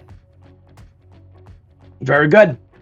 And it flies right past him with a 9 to hit. Yep. That hit on the back of your head when the Crescent Queen threw you against her ceiling. Yeah, not so good. All right. Going on to Quill. Okay, still feeling the fear effects from the drink I had. I'm going to back up just a little bit to get away. But seeing Lamadia looking pretty rough, I'll begrudgingly go, all right, fine. And I'll start playing, trying to emulate the party music that you were dancing to above as I cast Healing Word on you as my bonus action. What song is this again? Whatever the party music. Okay. That she was grooving. Okay. Oh, okay. That party. Okay. Yeah. Oh, yeah. That's my Yeah. Okay. 10 points back. Lamadia, She's like, for you. I mean, it's not as good as your other one, but it's fine, I guess. She's still like actively trying to shake this little man off her leg. Everybody's a critic. And then with his action, he will once again cast Starry Wisp. So that's going to be a 15 to hit. Misses. Yeah, as he thinks about the failure he's become to write anything that matches the one song. It doesn't quite hit as hard next time. And that's my go. Well, Lamadia? Oh, it's my turn again already? Oh, man. Okay. Oriana Rith, you're next. Oh man, I'm gonna give up on the spell casting and instead just trying to make another attack with my sickle at this guy. Just trying, like, full on, just trying to stab at him on my leg. Which is going to be a 14 to hit. Which 14 is a miss. Oh, she just kind of like is trying to pry him off using the other end of the sickle, and she goes, "Help! Help! Hello?" That's the end of my turn. Helping! And I'll just start moving over here. I'll make 2 attacks against him. Let's see here. Okay, we have a 18 and a 12. 18 hits, 12 misses. Okay, have him do a strength saving throw real quick. He will take 8 damage. Okay. Yeah, that's pretty much my whole turn. That's bonus action, movement, action. Okay. I guess if I don't pull him further, if he succeeds that strength saving throw, I will just move up to him. Move up to him. He succeeded. Cool. And at this point, he is teetering on the edge of consciousness when his healing factor comes back in, and he gets just a little bit more. And he is going to try making an attack at each of you. First at Lamadia, because he smells blood and his teeth are currently that's 11. Nah, it doesn't hit. Okay, next one. That's gonna be a 21. So that's gonna be a hit. Go ahead and make a strength saving throw for me and take 15 points of damage. Strength saving throw is a 9. You are prone. Okay. Thank goodness he did not use both attacks on you. How much damage was that? I'm going to use my reaction to try and reduce it. 15. That is 6 plus 8, so that is... Okay. 14, I also draw your attention. 2 barrels are just on the edge of bursting. 2 are completely untouched. And with that, it is Nadine's turn. I am going to Misty Step into the room, and this time I'm going to use something called Taunting Step, so I need him to make a Charisma save. He gets to do so at advantage because he is a gnome with a purpose. But both are natural 4s, and he is easily baited. So he now has disadvantage on attacks against creatures other than me until the start of my next turn. And then, so that was bonus. So I'll use my action to send an Eldritch Blast his way. Perfect. That's a 14 to hit. 14's a miss. Sorry. We're back up to Quill. Okay, I'm gonna run up to the barrel or the drum that Orianaris got started on, pull out a little dagger, and just come on. I start trying to like break it as much as I can. Okay. So to hit with my little dagger, it'll be 13, and you said 13's a hit. Mm-hmm. Okay, and that does 7 points of damage. This thing bursts, but sadly, while it is completely broken, you're noticing that there is this white mist that as soon as you get a good look at it, turns your insides to ice, and you're like, I do not want to breathe that. Uh-oh. Then I'm going to use the rest of my movement to move away. Okay. Head back toward the staircase and say, hey, I think we need to wrap this up. And that's what I'm At the end of each round, the circle that I'm about to draw is going to get bigger. So. Oh, no. Sorry, team. Okay. All right. It is Lamadia, followed by Orianarith, followed by Argon. Okay. I just kind of hear that we need to wrap this up, and I go, all right, yeah, sure. And then I crouch down on all fours, and I wild shape into a bear. And the sound of her wild shaping this time is a lot different than the squirrel before, which was hard to hear over the din. This time it sounds like a glacier breaking. And she, like, fur kind of bursts out of her skin. It's like tinged slightly blue at the edges, and along her spine you can see shards of ice sticking out, almost like a dinosaur spine. And she's going to immediately lunge towards this man and make a multi-attack. Do it! With a bite, it's going to be 17 to hit. Hit! And that does 1d8 plus 3 piercing, which will then be 11 since I rolled an 8. Sweet. She kind of like bites on his leg this time and like tears and swings him around. Starts throwing it at you. And then she slashes down at him with an ice-covered claw, which is going to be 19 to hit for the claw attack. 19 is also a hit. It does. I rolled a 1 on that one, so it does only 4 slashing damage. But if the target is a large or smaller creature, it has the prone condition. So I just pin him to the ground. He is currently prone, and he is out. Yes. Hey, all right. All right. Getting up from prone, he'll just like put his hands behind him and create these 2 little like pillars of ice to just like kip himself up. And then look down. He's like claws out, ready to swing, and just look down. All right. Okay. Just slash at a barrel next to him. I'll take 1 swing at the barrel that's closest to me, and then he'll shoot some ice towards the barrel that's all the way up top there. Okay. So that is a 19 for the one that's close to me, and 17 for the other. Okay. One that's close to me takes 6 damage. One that's further takes 9 damage. Okay. The one that is further, ping that one for me? The one up top here. Trying to ping it, but roll 20. Perfect. Yeah, there we go. 9 points of damage. Hanging on by the finest of threads. The one that's burst next to you, that mist is there. I will slowly move away towards the center of the room. Okay. You know what? Hold on just a second. With this bursting, we're going to handle that at the end of the turn. Okay. We are up to Argon, who under your claw, you see the healing factor still works after he's down. And is going to do an attack at disadvantage. Oh, wait, no. Yes. Prone, not grappled. He's going to get on up. He does have disadvantage because I taunted him. Oh, that's true. Okay. He's going to get on up, muscle right underneath you. Okay. That would be a hit. That would also be a hit. Your armor class is 16 or lower as a bear? 16, yeah. Okay. Yep, that's a hit. That's a miss, though, the second one. So go ahead and make a strength saving throw as a bear against a DC 12. and take 15 points of slashing damage. Oof, okay, I only rolled a 10. Okay. And 15 slashing, you said? You are prone now. Yes. Which means that would still be a miss because that was the first roll. Never mind.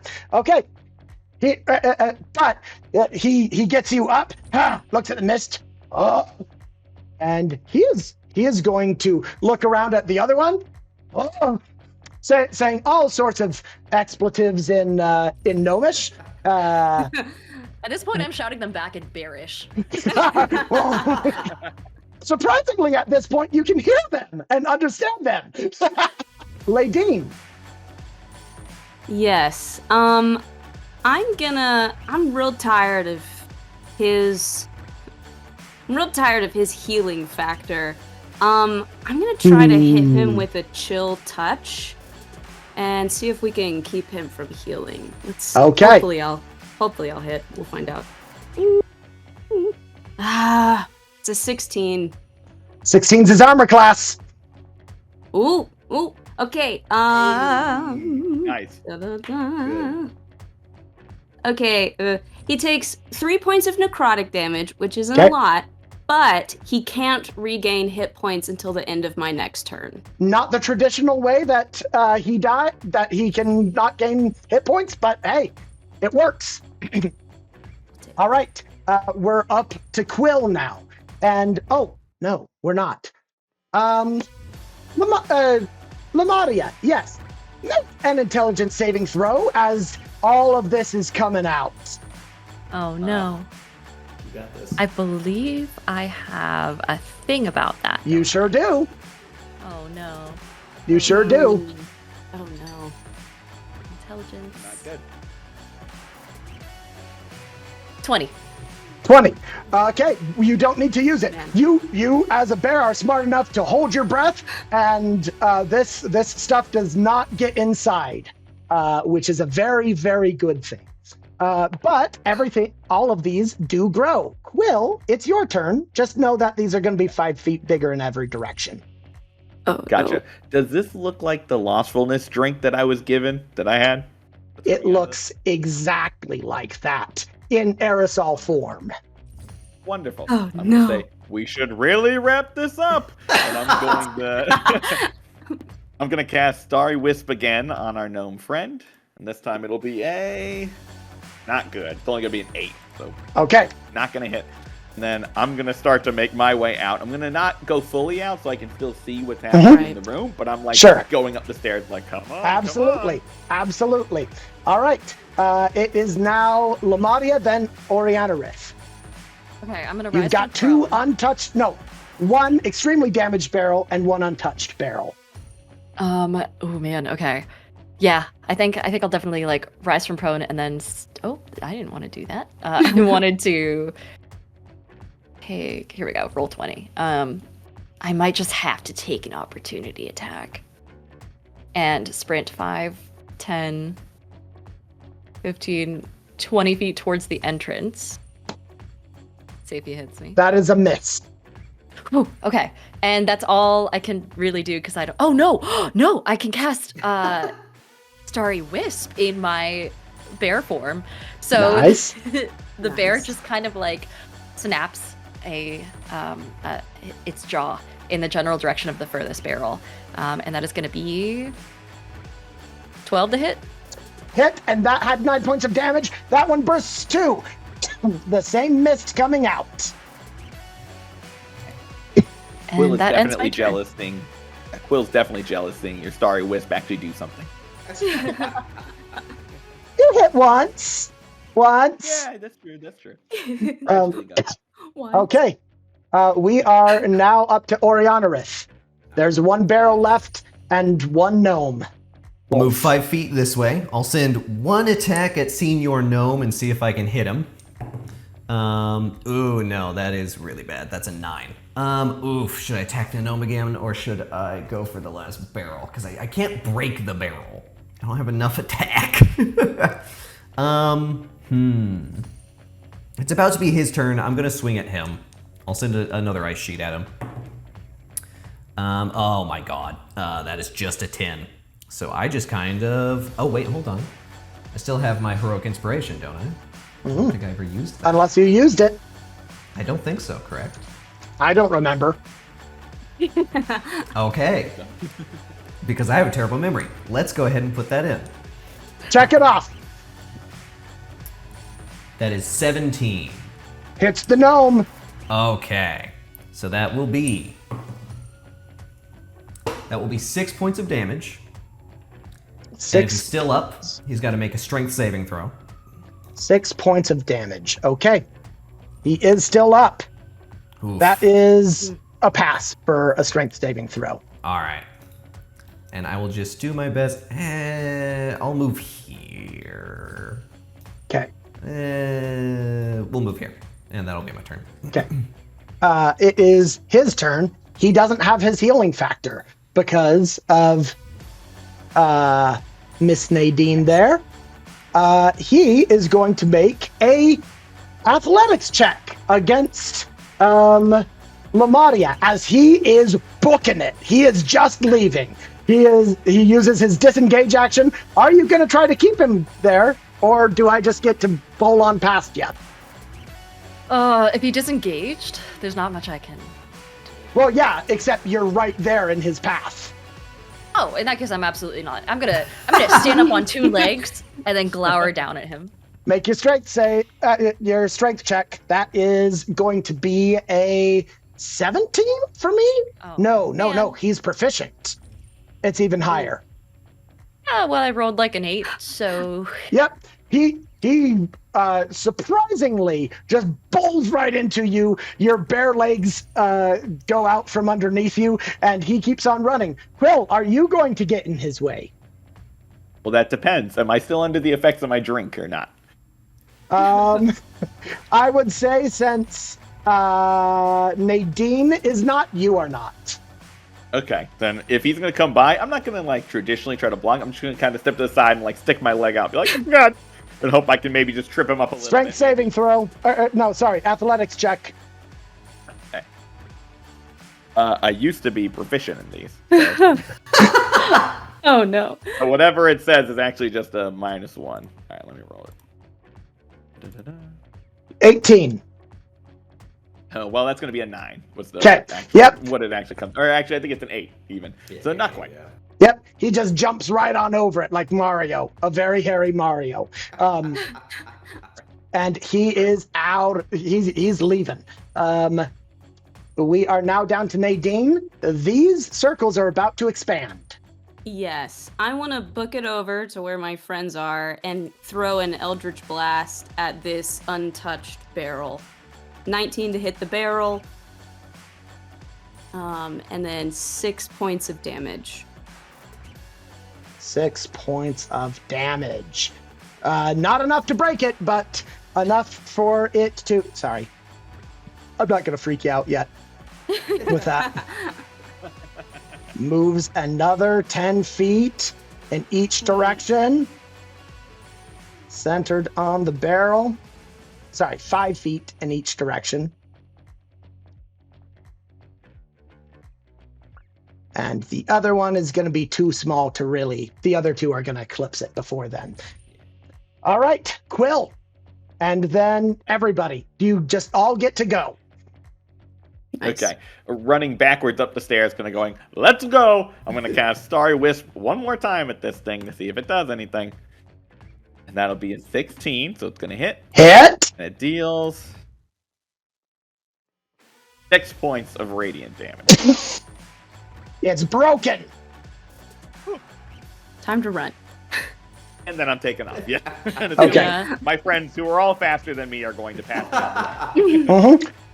You're all working to trip over this gnome. You see the gnome get to the get to the silvery light. Looks on down, and you see the mist creeping up the stairs. He gets his healing factor one more time. And then he's gonna go through it. Oh. Natural 1. He goes through all the silvery light completely eclipses all of his fur, and just flesh begins burning and bubbling, and a pile of gnomish bones falls down on the stairs. You now know what that thing was trying to keep in, as opposed to keep out. I am gonna grab his axe with my teeth on the way past. Okay, everybody needs to make a Constitution saving throw as they're passing through, unless you can teleport. Oh, no. I don't want to burn the Ava. slot. Oh. 21 for Quill. Okay, pass. Lament being less effective than a wall. Okay, you take 2 points of radiant damage. What was 8? That's gonna be 4 points of radiant damage. How about you two? I rolled a 5. That's gonna be 4 points of radiant damage. Yeah, I rolled a nat 1 for 4 points of Yep, radiant. 4 points of radiant damage, and everybody who failed has fairy fire cast on them. Okay. So I think look that's very actually fabulous. everybody, because Quill had already gotten it. Yeah.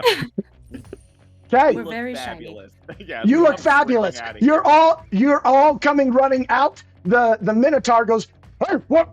You know, you see that he's about to come on down. Hey, what's happened? Brock, fancy meeting you here. Wow, did you find Yeah, Marvel's like, what's happened? What has happened? crazy. There was this crazy like Why are you werewolf guy, all lost it. It was make a deception check at disadvantage, since you guys are literally glowing with light at the moment. No. 7. A 7. Okay. They're like, I see. What looks at the Brock, grabs his axe, and just in that moment, you see these shadowy threads wrap around the Minotaur's wrist, and he punches. He punches the headphones right off of Marival. Lots of very jaunty-looking figures come up behind and just go to town, stabbing this Minotaur. One of which looks at you, does not look familiar whatsoever, and says, "Wow, time to go." I'm to go. Quill is running. Jump over the bar table, start sprinting. Lose him in the crowd, he says as he's glowing. And at this point, you see that mist is coming out of the door and filling the fiddle root, and everybody's like, ah! They know exactly what to do, and they are booking it in the opposite direction. With that, the 4 of you begin running. This weird jaunty guy run towards a maze. A maze wall begins kind of like a ragdoll, and you're noticing at this point that this dude is like completely just like a marionette who has one of its strings broken. And you're noticing at this point that the shadow itself of this man is reaching up and cutting at the wall with its hands. And the illusion of the man is like, little help, it's right through here. I will go up as a bear and start tearing away at the walls. I think we're all just clawing at it, trying to rip it apart. Mm-hmm. You're able to create a hole in there, in that wall. You're able to then begin running. You see some of his friends seep right through a wall. Seep right through a wall. All of them very ragdolly as they do so. They're like, this way, right ahead. And you guys are able to run down most passageways. They, for the ones where it's going to be faster, they start clawing at the wall. You guys help. You're able to run and get your way out of most of the maze. And you come to a very beautiful scene. These people are sus. Yeah, you figured You picking up on that, huh? At this point, it's hard to Can't care. trust the puppet people? Yeah. It's like we need to get out of that situation, but man, I feel like Crescent Queen is not about these people. Nobody wants to affiliate themselves with the shadowy puppet people who have an affinity for stabbing others. But sometimes you just gotta. I mean, are these puppets just all the people they've killed? I wonder if one of them looks like the faceless drow. Oh no! I mean, Like our 5th party member who died night 1. Right. Oh yeah, I forgot about that. you come to this beautiful garden where you see crisscrossing paths and very well-trimmed flowers and bushes. You see a couple of pillars all surrounding 4 sides of a fountain that has a statue made of vines of the Crescent Queen herself, with little glits of silver within them. And beyond that, you see a large silvery gate that is covered in all of these ornamental vines. As your companion, plural, begins to say, "All right, that way, hopefully before..." And you see the large 2-headed bird, 1 head an owl, another vulture that you ran into in one of the nights before this adventure began. Woo! Lies indeed, says the owl, and the vulture. I knew I should have tasted you before. And what happens from there?